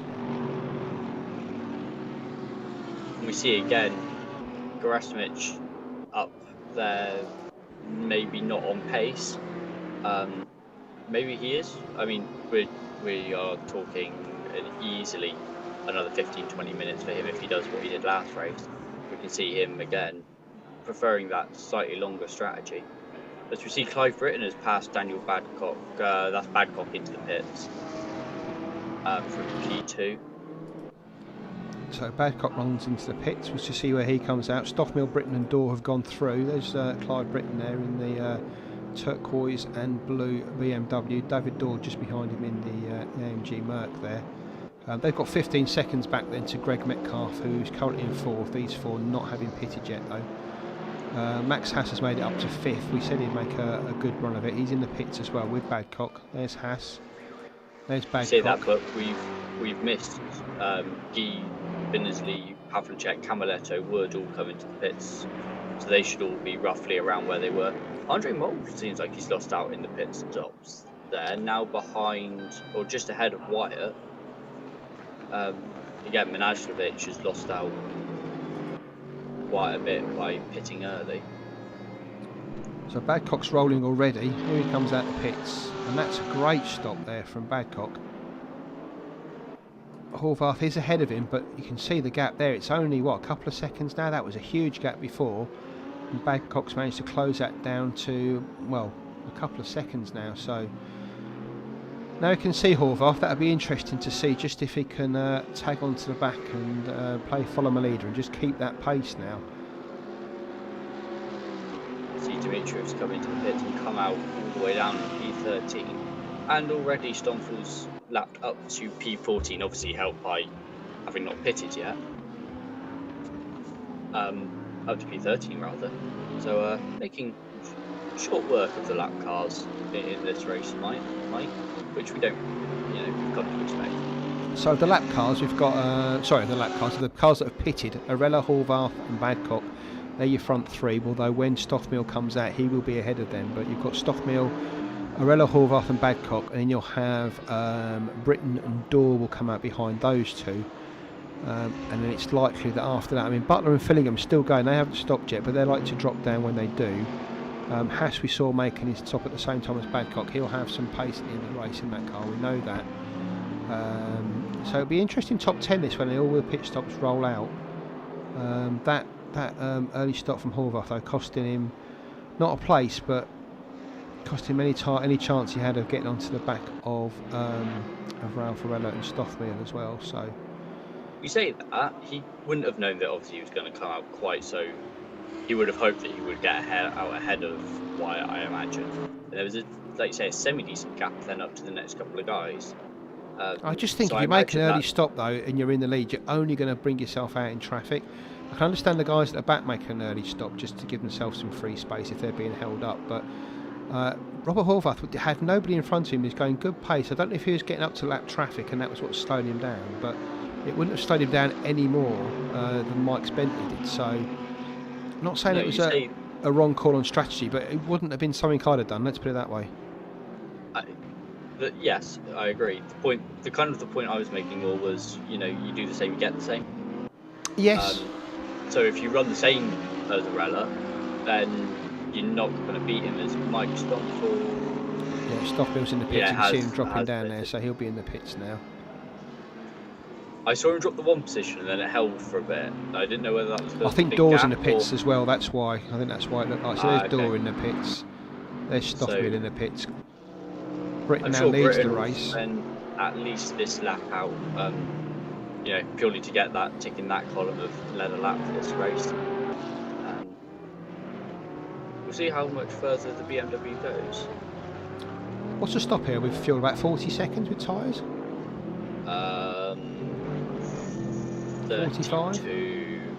Really? Okay. I believe so. Oh, yeah, I'm thinking ACC where you've got to do your 30 seconds like mandatory, but this is slightly different here. So. And also here we run fuel and tyres done at the same time. Yeah. So what's the word? Simultaneous stopping, not sequential. I believe ACC is the sequential stop, isn't it? Yeah, you've got to take a minimum 30 seconds when you stop, so they normally do fuel and tyres at the same time in that. So. I see. Sorry, yeah, that's what I meant by sequential was fuel and tyres one after the other. But no, if you're running sequential stops, then it won't be too dissimilar. I believe it's about between 30 and 40 seconds for a stop. So Britton comes round. Is he going to lead the lap or is he going to dive in the pits? He's going to dive in the pits. So that's Britton in, which will leave Gerasimich there. As we always watch him, he always puts in a few laps on his very old tyres. I should imagine he'll come round to lead this lap. Mind you, he's going to be 40 minutes to go. The pit window's got another 10, 13 minutes to go. If it stopped at if it started at 75, it'll be 25 minutes at the end of the race. Okay. So it'll be another 20 minutes left on it. So don't be surprised to see Alexander go again another good 15 minutes into this with his tyres. He did it in the last race. And he's probably got the See same filling him into the pits as well. thought on this one. So Clive's in the pits, Fillingham in the pits. Just looking back for some battles at the moment. We've got Binnersley here in 12th with Pavlicek just behind him. Binnersley runs wide there. Gives Pavlicek a run down into the King, but he hasn't quite got the speed there. Britain into the pit. So we already said that, didn't we? But Yeah. Stoneful Arella gone through, and looks like he's actually managed to jump Horvath. No, Horvath's just coming through now, and Badcock as well. So back into status quo for the top 6 if you ignore Alex there, who's clearly going a lot longer. So you've got Grasmich here in the Ford GT. Stoffmill's just 2.5 seconds behind him, having pitted. So he'll soon pull dispatch of Grasmich simply because of the tyre situation. Alexander's really running around on used tyres here. Stoffmill's only got a lap on his, so the pace difference there alone, if you take out the fact that he is Mike Stoffmill, will soon get rid of Alexander from the front view to the rear view. And you've got Arella Horvath that are currently another 6 and 20 seconds behind. Horvath, Badcock all over the back of Horvath now. Let's just jump onto that battle and see where that's going. You see there's that. It seems like Britain is, after his pit stop, has kind of resumed where he was, but David Dorr a little bit further back, whether he got stuck in traffic or a little bit of a longer stop, or would have been a little bit of a longer stop for fuel. I guess it's a pit stopping incident, I guess. It's Yeah, very easy to miss your that. mark and just cost yourself a couple of seconds while the mechanics try and sort your car out. Absolutely, and we can see actually. Do I say it now? Sort of. I'll say it now because only 2 of them have got mandatory pit stops left to do. But no incidents so far on the drive-throughs for speeding in the pit lane, which is good to see. We had a couple last time out, didn't we? Yeah, so we good did. to see that they are not going to have that, as we've seen with Navkovic drop down a few positions there, and another couple. Something going on with him? Is he in a wall somewhere? They're just about to get lapped in a second by Grasmich and Stoffmill.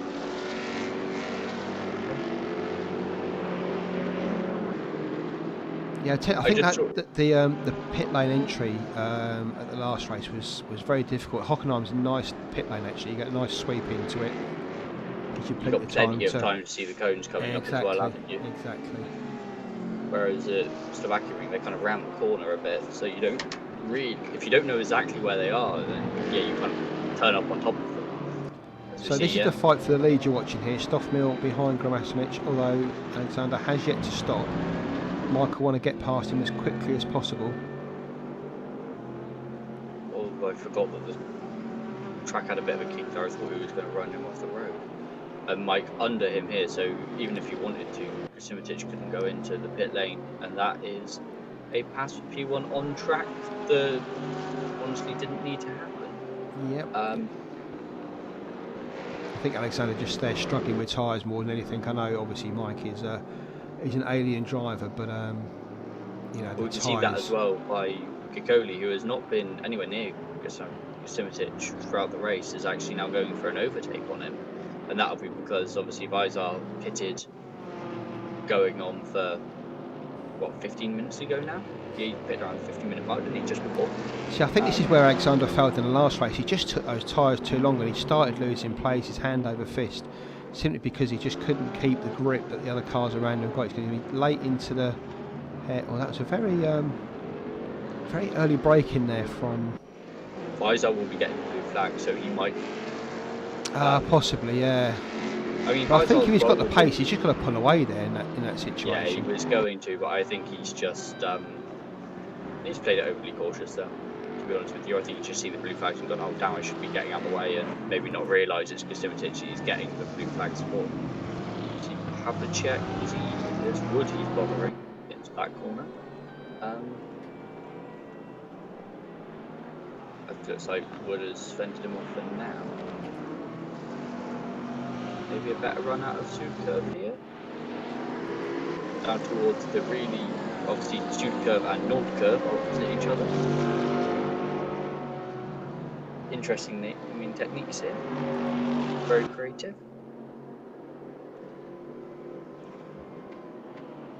What will be interesting to see now is if Alex decides to hop into pits before Arella's there pretty much already, but before Horvath, Badcock and Britain get there, might make up a little bit of time for a couple of runners. Saying that though, Horvath is 13 seconds behind Arella now, so I can't imagine Grisimitich is going to hold them up that much.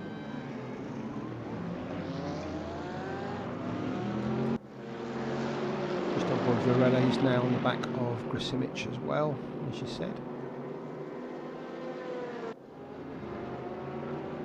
I mean, it's nice for Alexander to run at the front like this. I understand why he'd want to do that, but... Traffic jam, and Grisimitich round, and not the nicest there for Arella, but I mean, that's not the slowest way to get through back markers. Yeah, it all looked a bit amateurish there, unfortunately, didn't it? Didn't look great. But nicely through from Arella. Doesn't really impact his race at all. No time lost there. He's up back into second now. He would have lost a little bit of time there, obviously, but yeah, not as much as he could have done had Grisimitich decided to, had Faisal not made the contact with Grisimitich and decided that he was just going to try and hold up Horvath a little bit.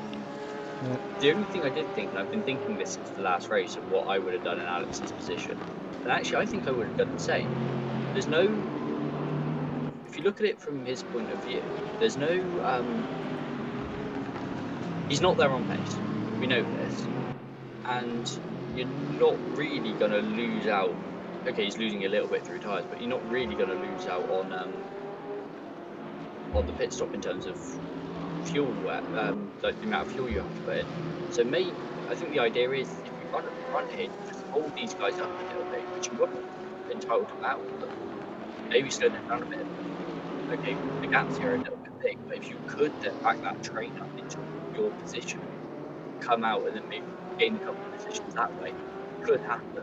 I say I think the gaps here between the top 5, 6, 7 drivers and then the rest is a little bit too much for that to work, but I can see there's a certain amount of logic. Yeah, I mean, just wanted to Horvath, obviously we saw Badcock climbing all over the back of him after that pit stop he made. Clive Britton's also joined the fight now. You can see him there just about a second back. He made a slight error coming out of 2, 3 and 4. It's just dropped him back a little bit, but he was on the tail of these two. You can see the back mark there getting well out of the way. Doesn't want to get involved in that battle at all. Pulls out there.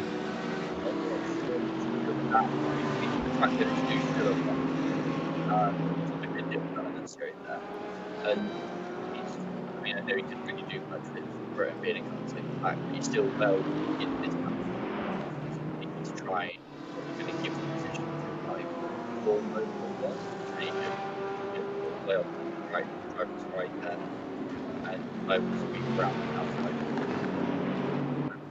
Go to see the blue, the BMW, head of the orange, auto backs to this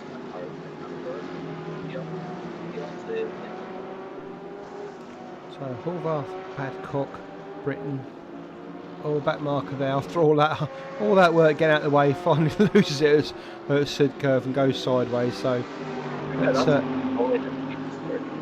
sideways in the crowd of pits. Oh, did you see that? Horvath hit the sausage curve there on the inside of turn 1. That wouldn't have done his suspension any favours. That must have taken a chunk of his suspension with him there, so that'll be a bit of a pig to drive now. The curbs in R3 are not as nasty as the ones in ACC, from what No, but I think on turn 1, I mean, I've driven over that corner at turn 1. If you do hit it at any sort of pace, which obviously you're going to do at turn 1, it does like to eat into your suspension allowance. So I should imagine that Robert's got a bit of damage from that, because that was quite a chunk he made there. And Daniel looking very racing. Now we would have seen that and be going, oh yes please, come on.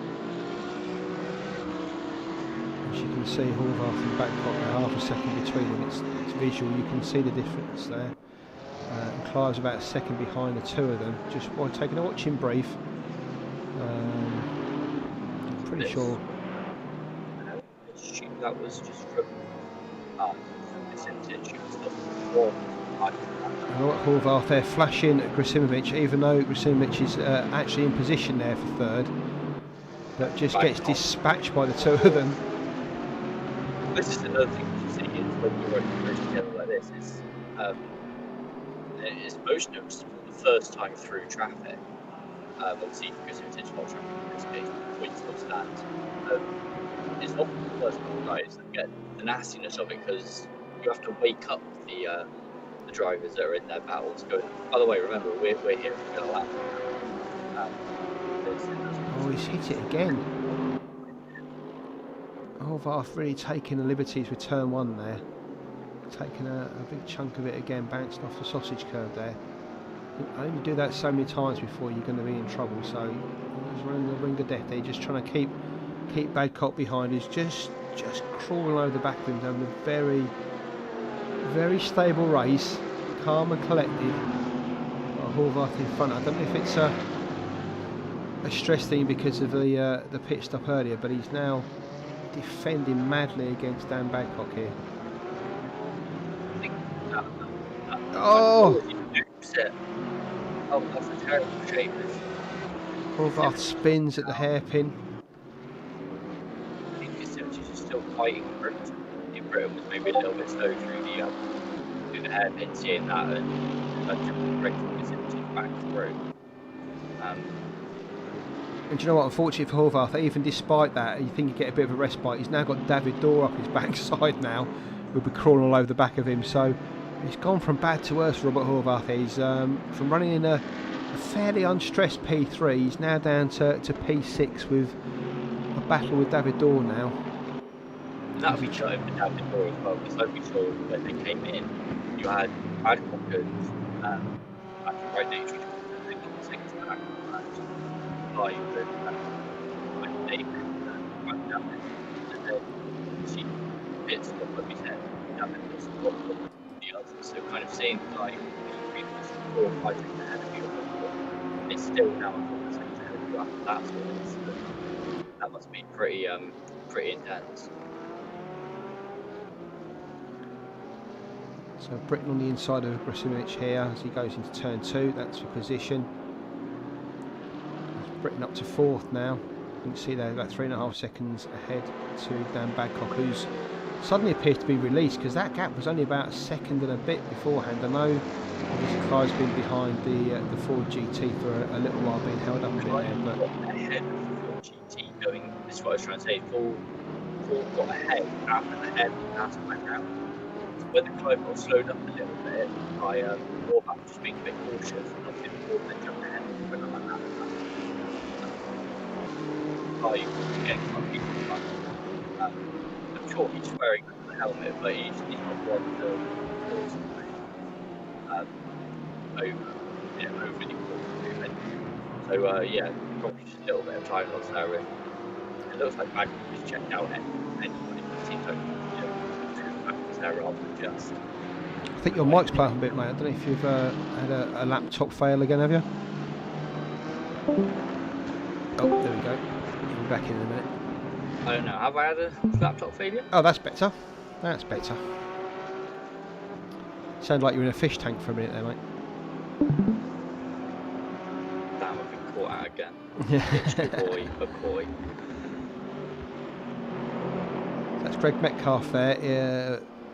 Very similar to the battle we saw in the last race, Fabian Gale with Binnersley. This time it's Metcalf in the orange Merc, trying to hold off Fabian Geld there. I think it's Geld or Geed. I'm not sure how you say it. It's actually it's Geed, is it? Sorry, Fabian. As you can see, Grasimovic has finally come into the pits. He maybe had 1 or 2 more laps he could have technically run and still been in, or probably just 1 more lap he could have run within the limit. But yeah, shame he's been holding up that front part. It would have been interesting to see what had happened. Because you can argue that Horvath was a little bit hasty in trying to get past, and that's, then he's used up his tyres a bit and all that sort of stuff. Entirely possible that he was feeling the pressure from that more than from Badcock. You see this image going down, and it shouldn't come out in front of Jack and Andre. straight there. But this is very much where he was, so yeah, not really gained a lot from that one. Actually comes out in the middle of, well, just behind Camaletto. But again, as we said in the last race, he will have very fresh tyres come the end of the race, where the other guys will start to wear through those.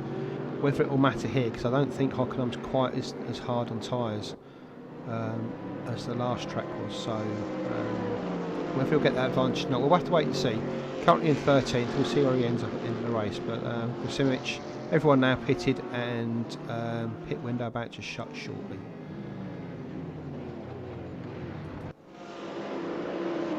You see Nigel Wood there with Manojlovic behind him and Fillingham just behind him in the Porsche. Fillingham ran down in 19th, he'll be disappointed with that. He qualified P22, didn't he, after getting into session a bit late, and that's big from Fillingham. Manages to get it mostly stopped despite being on the grass. They say he did really well, they didn't lose much time. He's now back on the back of Manojlovic after what could have been a nightmare there. Well held by Simon Fillingham. Old head between those shoulders. They're old shoulders as well, mate. I'm sure. Maybe that's why he locked out, a little bit creaky as he was moving the wheel. Distracting a little bit, creaking of the old bones. Wily head on Simon, and good job to stay out of the back of Manojlovic and Wood there. That could have quite easily been a. It was here actually, wasn't it? Yep. Or was it Salzburg? Spielberg. No, it was here, wasn't it? The Shiban Rouse for Shimao. Cool. In DTM a few years ago. It was here. No, it was here. Yeah. Could have been a bit of one of those moves, couldn't it? Cannon into the back of one and hit the other off as well. Just need a few walls here. It could be like Macau, really. Can you imagine walls going into the hairpin? It'd be awesome here. Manojlovic there. You see Fillingham battling there through turn 2, 3, 4.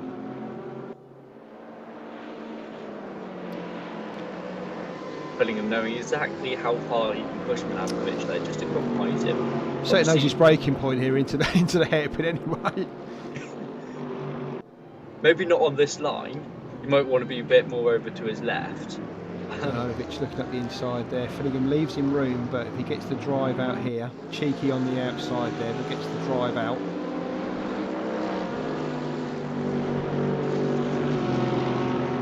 You see Wood there in the Camaletto's sister car. Fillingham, Manojlovic, Wyatt just ahead of him. This is the back of the 16th. Let's see where we're going with Robert Horvath up ahead, see if Dawes managed to get past him. No, Dawes still behind him by about, just drifts around the hairpin there, starting to lose grip on the rear. Just go back to that overtake with Fillingham. That might have been what he was doing that before. We talked about wily head on old shoulders. Maybe that's what he was doing, is, locking up a little bit, just trying to find that braking point so that he could make the move on the next lap. I'm sure that's what he'll tell you, that it was all perfectly planned and a dry run for the next lap. I'm sure the rear end of Manojlovic's AMG didn't think that, as it came in at a 45-degree angle into his rear. Like I said, Fillingham did really well to hold that, but it was on the edge. I'm sure if Fillingham was honest with us, that wasn't the plan either. But I'm sure he'll try and spin it. So we can see actually, who's that gone round? Is that Wood? That's Wood. Nigel Wood with a spin there at turn 2, so he's down to 19th now. Out of that battle, that pushes everyone back up. So Wyatt's now in 16th there in the Bentley. You can see Fillingham and Manojlovic there just going through the kink. It's actually turn 5, that bizarrely. I suppose it's a turn. At these speeds, it is literally just the flick of the steering wheel. You don't even scrub speed off through parabolically. It's just literally you follow the turn through, don't you follow the curve through. Yeah, I think the more questionable one is, why is it turn 5? Because turn 3 isn't a real corner. Well, 2, 3 and 4 is bizarre. I mean, I get it, they go 3 different ways, but they're not. It's all part of one complex, which is, well, I get 2 and 4 go different ways, but 3 is kind of a continuation of 2, isn't it? But because turn 2 is so tight and turn 3 is so shallow. There's actually, you take it as one, and until I looked at a track map earlier, I never even registered turn 3 as a corner. I never even registered it as a second apex. Yeah, I mean, I can get race engineers trying to work out for drivers where they're losing time and that, but you'd say, you know, the exit of turn 2 or the entry of turn 4, but you know, to have that little kink, as you say, out of turn 2 to be a turn is questionable. Yeah, but that's track mechanics for you these days, isn't it? Just go back to names; it's so much easier. Yeah, the only problem is you know, okay, Nord curve, Sud curve, Mobile 1, Sachs are all fairly, Parabolic are all fairly good. But well, to be honest, they were, on the old Hockenheim, they were about the only. You had 3 chicanes out in the forest. They were the only turns you really had, to be honest, until you came down into Mercedes. That was it. My point is that if it was a bit more of a technical name for some of these corners, we'd be struggling. Yes. English commentators, please. Here's 50 letters strung together in German. Please read this. I do think that's where English tracks have got it completely right. Like every one of our tracks, and maybe we're a bit biased, but you can commentate around our tracks so much easier than you can some of the foreign ones. Well, yeah, I can speak the language of the turn names. That's a start. But like Silverstone, just have Copse, Stowe, Beckett's. You know, everyone know. You know, it's not Nordkirk and Sudkirk and that are fine, but perhaps this is a bad example. But some of them are terrible. But we had it at where was it, at Zolder, where they're all, you know, for such a nice little tight circuit. Some of the corner names were hard to get your tongue round. We're just watching Horvath and Dorr here. Dorr still struggling to get past him. Standing his tail. Babcock, meanwhile, has pulled out a bit of a gap on Clive Britton. Still 3 seconds there. And Stoffmill and Arella are away and gone. Stoffmill only 10 seconds on Arella. Arella keeping him fairly honest up there. See Haas up in P7 as well. So obviously after his earlier incident, has made a good strategy there. And obviously had pace, and obviously not catching these guys. And let's say pace all fairly similar between these guys, so you wouldn't expect him to necessarily.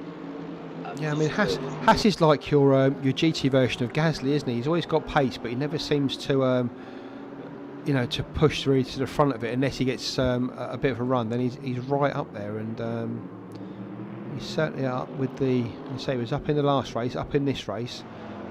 So just to show them that Moolman isn't going with him. He was in the last race really pushing with pace. He's down in 22nd at the moment, second last. Well, say second last. He's the others are more than a lap down at the moment. So yeah. Everyone's still running down to Kokorik. Susky out now, Britton and Rula. We heard from Sem earlier with his early exit. Those three, the only 3 retirees so far, still 27 runners. Susky retired, has he? He has, I'm afraid, yeah. That is a shame.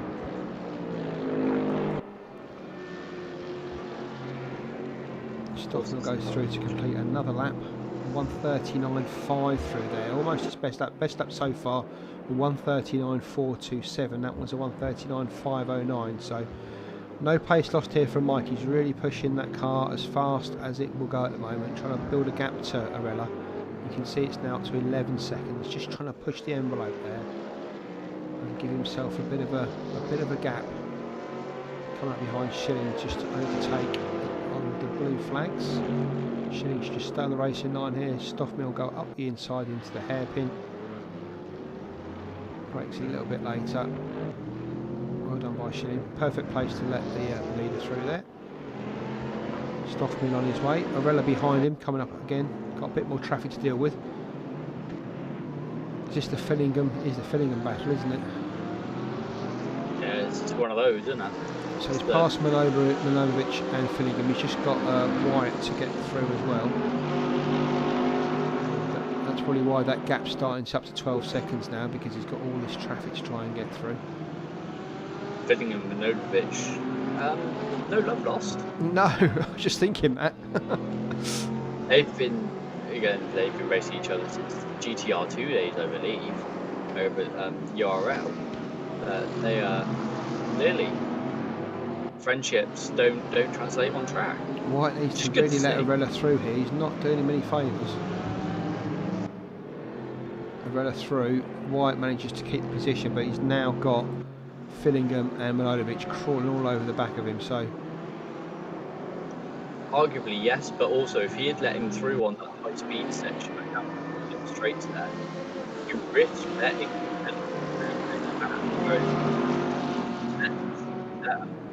Ralph, you know, meeting his slot back into line.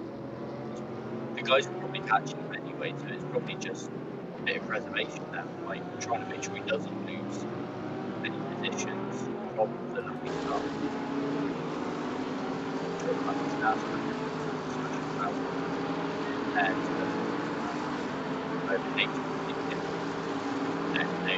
you can see Milanovic there right up Fillingham's thing, trying to get a toe.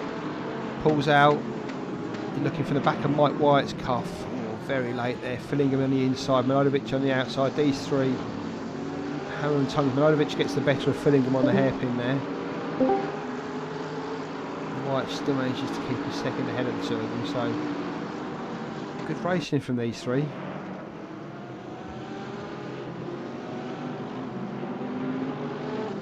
Just up ahead, you've got Fabian Geld here in, Fabian Guy, let's get it right, in 7th. Metcalf and Horvath dropped back to 9th now, so he must have had another incident. It's taken him back another 2 places. That's a swap we were with them as well. Guy ahead of Metcalf, because we were on about the battle last race, weren't we, with Guy and... That's right, yes, and Binnersley, yeah. So Guy and Metcalf here. Horvath now back Metcalf behind the two. Trying to get it on the exit. And looks like he's going to have this one down into King and hold it probably into Mercedes Arena. Doesn't stay a lane wide to the inside, but backing up a little bit through that corner, making sure that he keeps on the exit.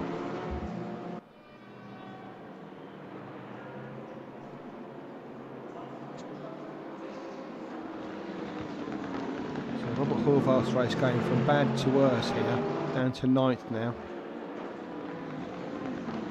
Real shame for Robert. He's obviously, like we said, he's one of the quick guys here. Oh, high up there as well. I just wonder if he'd hit you. I did say to you, he's hit that turn 1 a few times. I just wonder if his suspension's taken a turn for the worst, and he's really struggling with the front end of that car, because he was hitting that sausage curb at turn 1 with some force. And it's one of those ones as well that actually, if you hit it, if you kind of come onto it, like you can see there, Guide actually touched the orange sausage curb, but he did it from the right hand side, whereas if you come end on, that's where you're going to start doing the damage. Yes, exactly. It's not even hitting it, it's hitting it at the wrong angle, and that might, like you say, that might have been what Horvath was doing, just trying to get a bit, you know, the odd 10th, and obviously now it's cost him seconds. So we see Fillingham here all over the back of Wyatt, White saying absolutely resolute. It's a trick of the camera that car looks wider. Obviously, all GT3 cars run to the same track width and stuff like that. So that Bentley isn't any wider than the Porsche behind it. The thing that's making me laugh is I wonder how many times the Manu's passed Simon Fillingham, because every time I seem to watch him, he's making an attempt getting past him. When we jump back to something else and come back, Fillingham's always back ahead of him. So those two are swapping places every lap, probably every corner. I think Milanovic has done the right thing here. I think he's just dropped back half a second or so, and just kind of going, look, you attack Mike, I'll pick off Mike. I think I've got the speed on you, so once you pick off Mike, I'll pick off with you, and then I'll have you a couple of laps later. Don't you worry, mate. Fillingham a lot closer to White here. You notice he's not taking a defensive line this time down the inside. He's enough ahead of Milanovic not to do that. Now looks for the inside line into the corner. As we saw a couple of laps ago, Simon preferring the wider line there. Getting some decent exit speed, but it looks like, again, Michael, that Bentley has some terrific run low end. It really does. And keeping him ahead of Simon, who is keeping him very honest. And that's Butler they've caught. Yeah, they've caught Butler, so it's now become a 4-way fight now rather than a 3-way fight. Nigel Woods managing to hang on. You remember he was ahead of these guys. He made that spin at turn 2. Woods trying to hang on to the back of him. He's 3.5 seconds back. But he's got Pavlicek. Exactly. So it could turn into a 6-way battle very soon. Because I can't see these guys making good times when they're fighting like this. They'll be losing half a second to a second a lap trying to fend each other off, and that'll just give Wood and Pavlicek a chance to get on the back of this train. And as you can see, they've caught James Butler up there, so this is going to start getting really interesting now. Remember, this is the battle for 15th place. This is what we love, isn't it? There's that Manavrovic taking the same line as his teammate there, just hopping the curb a little bit. Just on Horvath's past Metcalf now, he's back up to 8th.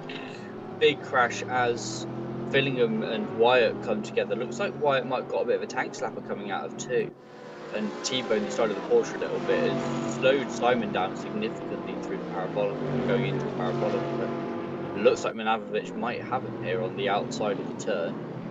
Simon keeping him honest, gets it slowed down and manages to keep the position. Ooh, big twitch there. Maybe suspension damage for the Porsche. Looks like he is running a little low on the front right, but then we did say that shouldn't happen. Well, he's behind Manojlovic. And in front of Manojlovic. That was some good camera work there, wasn't it? And around the outside, which will have to lift on too tight a line through there. And well, one person that's probably looking at that in his rear view mirror and feeling very happy about it is James Butler, because that's giving him another second or so leeway before these two climb on the back of him. But that's only going to happen. You can see there White and Pavlicek just behind these two. Well, no, that's Wood and Pavlicek. Sorry, Wood and Pavlicek. Mike White another 10 seconds after that spin back. Another spinner there. Can't see who that was. Looked like that a Porsche. Is black with a yellow thing on it.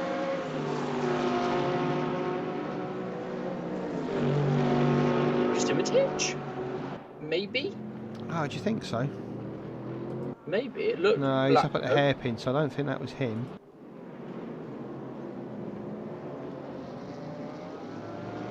I'll just jump up to Robert Horvath, who's now got Fabian Guida ahead of him. Looks like Metcalf's either made a mistake or he's dropping back a little bit. He's 5 seconds behind now, behind these two. Horvath trying to make his way back up. Max Haas now up to 6th. Following all these slight errors by people and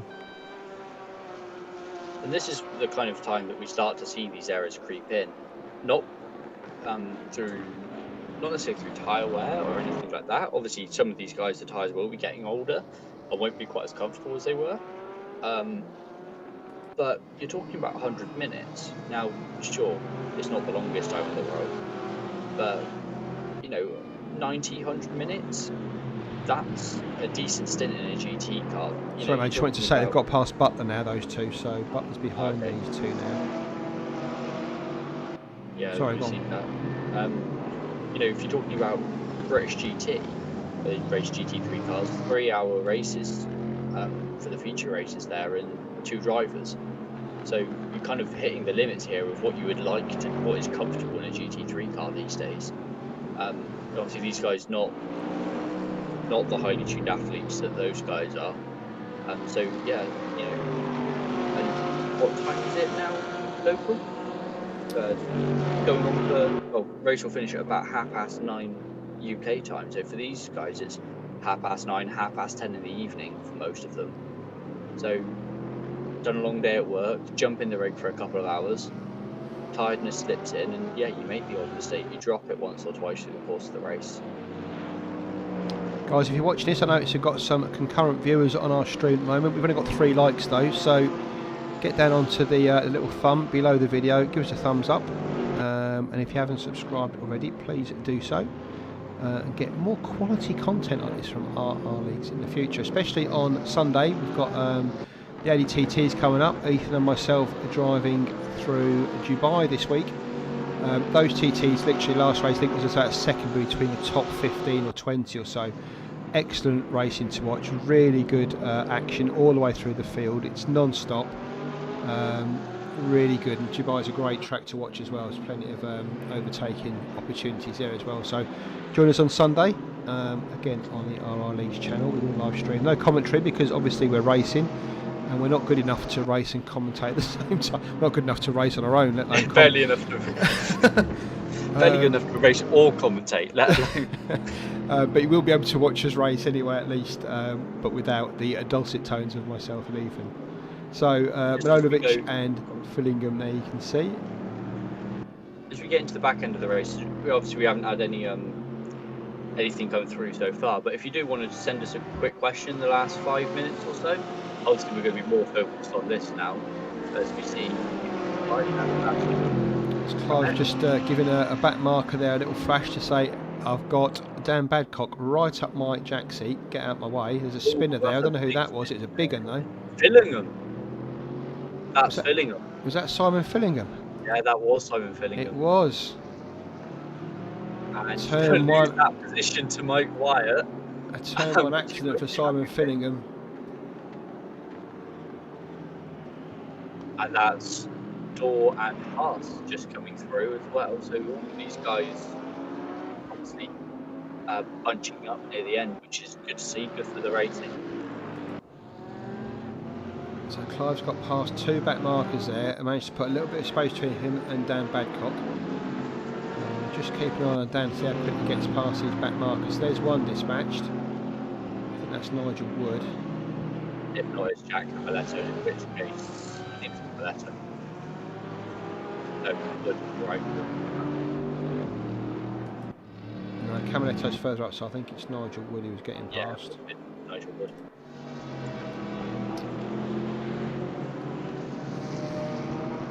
He's got 6 minutes to go in. You can see a podium just up the way from him in that big blue and turquoise BMW. He needs to get past these back markers, Dan Badcock, and make a final run on Clive into the last 5 or 10 minutes, or 5 minutes. And Clive just needs to steer clear of any Porsches going sideways into him. I was just about to say that. I'm sure if we open the commentary box window and stick our head out as this BMW passes us now, we can hear Clive going, "Fucking hell, don't let anybody crash into me. I don't need that today." Just willing every single race. Just thinking, Clive's just going between turn 1 and 2. I just want to look to see where James Butler is. And he's just ahead of him. We're going through 2, 3 and 4. So, oh dear, Clive. Oh dear. I'm gonna mention it because I'm gonna mention it every time anything like this happens. But remember Misano? Clive looking very much over. They aren't watching it person here right now. So there's a spinner there. I think is that Andre Mole? That looks like it could be, yeah, Andre Mole. Gets either that or Martin Kennan's, one of the two. There's Mole, by the way. They're dropping him.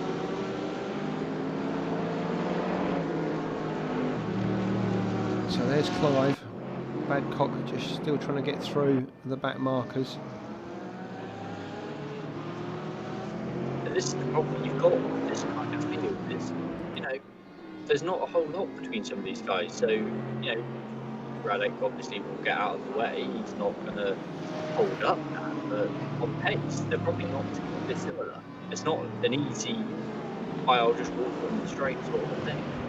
I don't want to say anything, but Clive's just coming to the start-finish straight. James Butler's about half a second ahead of him. So pray, keep your fingers crossed.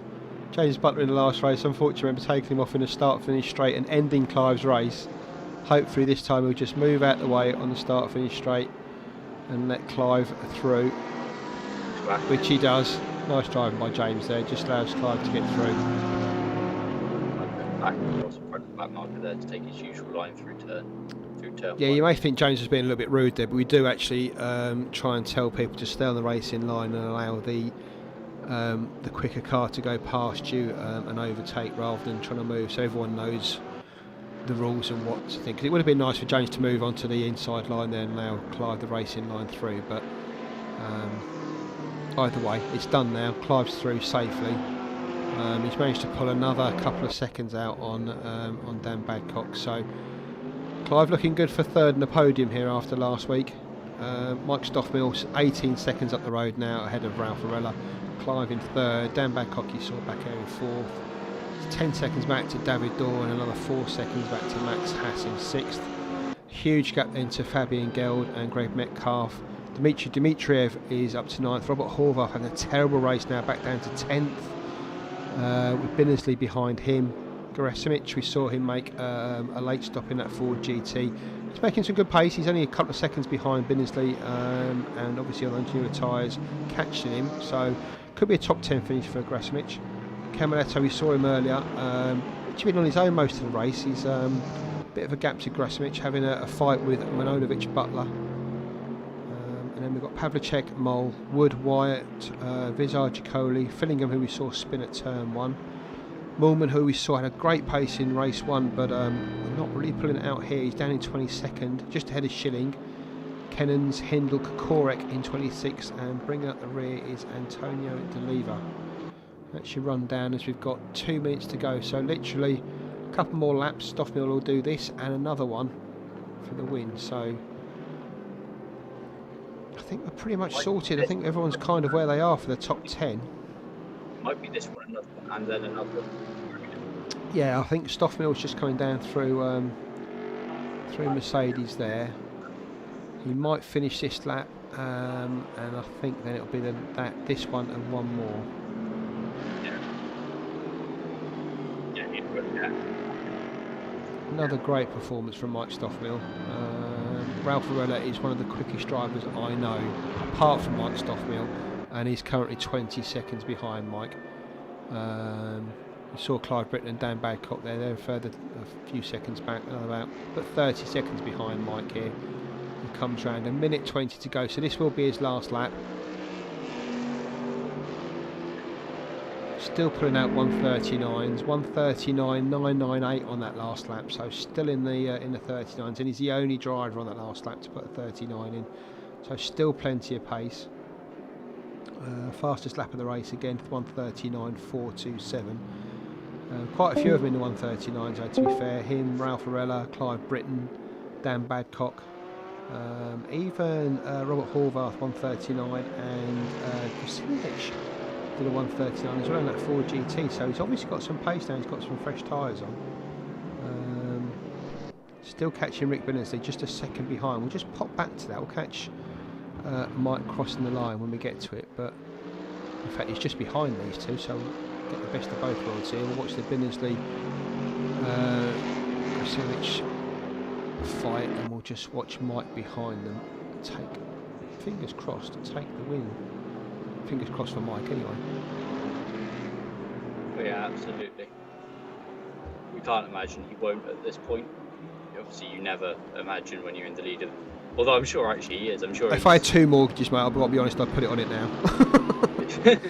When the one I've got's big enough, if I had 2 of them, they'd all be on Mike with this from here, so absolutely, but I'm sure he will just be not even looking to overtake these guys, just go, you know what, I've got 20 seconds behind, I'm just going to bring it home. So there you go, Rick Binnersley, Simovic will go around for another lap, but your winner again of race 2, Mike Stoffmill. Absolutely a fantastic race from Stoffmill, pace all the way through the race. His car, although it may look like a wreck, that's just a graphical glitch we've had with the server. No problems today for Mike, takes another win, 4 points. Further few corners a further few corners behind, Ralph Varela comes through for second, another podium finish for Ralph, and Clive Britton, who is still in a fight with Dan Badcock, but got this pretty much sewn up now after last week's disappointment. He's going to come round for 3rd place and a podium finish. Congratulations, Clive. Yeah, good well job. Deserved after the last one, as he rubs it against the wall for good measure. Obviously his AI taking control as he crosses the line there. Dan Badcock comes through for 4th, and there's David Dorr. Another solid race from David. A few incidents earlier on, we saw him make a few mistakes, but he's come through for 5th. And Haas as well. Haas through for 6th. Another great race for Max. He finished, I think he started down in 22nd or something like that today, so that's a great race. Driver of the day, you could say, there for Max Haas. Fabian Guide's coming through. Greg Metcalf just behind him, 4 seconds. So Fabian's going to come through to finish 7th. We'll just jump on board with Greg, because just behind him is Dmitriev fighting over 8th. But it looks like Greg's going to hang on to 8th. Dimitri 9th. A little bit further back behind them. Don't worry about that. That's just race room doing its thing. That's not an accident. Horvath comes through for 10th. And Les Binnersley and Which doesn't quite make it through. Doesn't quite make it through on those fresh tyres. 11th Decent well. strategy again, but I just don't know if he's got the other pace that that he should have on. He did a 50-minute stint, so we'll have to see one day. But there's your overall race finish. Mike Stoffman, as we say, taking another win in this series. That's 2 from 2 for Mike. Ralph Varela taking 2nd. Britton 3rd. Dan Badcock, good race for him today, 4th place, challenging all the way through today. David Dorr in 5th. Max Haas, good race up from the back of the grid in 6th. Fabian Guide 7th with Greg Metcalf. Those two have been fighting most of the day. Dimitriev, a good race from him, 9th. Horvath have had some terrible issues and problems today, down in 10th after running 3rd at one time. Binnersley and Grasimovic, you saw those two cross the line. Grasimovic making his stint of 60 odd minutes in the first tyres as usual. Camaletto in 13th there, Manojlovic 14th. Pavlicek, Mole, Wood, Butler, Wyatt filling him down in 20th after that turn 1 spin. Good entertainment though from those guys. Vizar Giacoli down there in 21st. Moolman not the pace today that he had in the first race, down in 22nd. Schilling in 23rd from Kennans, Kokorek, Hindle, and bring up the rear there, Deliver after the other 3 were non-finishers. So that's the end of that one. Ethan, anything to say on today's race? Well, we've got Mike Stonefall in the waiting room if you want to have a chat. Fantastic. That would be awesome. Hi, Mike. How you doing, mate? Hey, guys. I'm doing good. One? Superb as always, mate. Thanks very much. Any issues there? It didn't look like you had, as ever. No, just cruised home, basically. Wasn't much to it. Today? I had some trouble yesterday adjusting to some different like braking points and turn-in points, like especially going into Mobile 1. That's really strange with the wall super close now. But it wasn't too bad in the race. Just a couple laps to get used to it. Yeah, we saw that. It's come right over now into literally where you used to have all that area on the left, on the left of the drag strip. You could turn in. That's gone now. You don't have that turn anymore, do you? Yeah, indeed. You could really sweep it in before with like 2 tires still on the track within white lines, but now you're just gonna hit a concrete wall if you do that. So you need to be careful. Did you have any trouble at turn 1? We saw Robert Horvath. He was in 3rd behind you at one point, but he hit that curb so many times, and I think at the end of the day, that kind of destroyed his suspension. It'd be good to find out later on. But is it difficult turning into turn 1 at any sort of pace? It is difficult to get it right and stay within track limits for sure. Like I hit the sausage probably 3 or 4 times. You can kind of get off the throttle to keep it in check, but I mean I had like 5, 6 invalid laps as well, just going a bit wide or turning in a bit late, turning a bit early. It's difficult to get it super precise because there's a lot of time to be gained there if you get it right. We saw Grasimovic in the last race and this race, obviously using that slightly alternative strategy of going really deep, and it hasn't really worked for him. Is that because of traffic, or is there something in these cars that just don't appreciate you trying that? Sorry, who is going really deep? Grasimovic in the Ford GT. He's going to like 25 minutes, well, 30 minutes from the end both times. I mean, you have to kind of balance a couple things because like when you pit, you put in a whole bunch of fuel again, right? So that's going to slow you down. So you need to weigh how much you lose through corners with old tires versus being like 56 liters or so lighter. So I went on like 5 more minutes or so past the halfway point. I felt that was about the point where I was losing more time with my old tires than I was by running a bit heavier later on. So it'll depend for him how he feels about that. I don't imagine that point is going to be at 25 minutes for him though. I imagine he just ran his complete fuel tank empty and then stopped. Yeah, absolutely. Obviously, we're saying that it's not really working out for him to do that. Are you looking forward to the next race at Daytona? Is that one that you've done yet in the GT3 cars, or is that new for you? I haven't in the GT3 cars. I think I've done it in DTMs. That's about it. It's quite a new track for me. Haven't driven it much, so I probably need to have a couple of practice hours there to get really comfortable with it.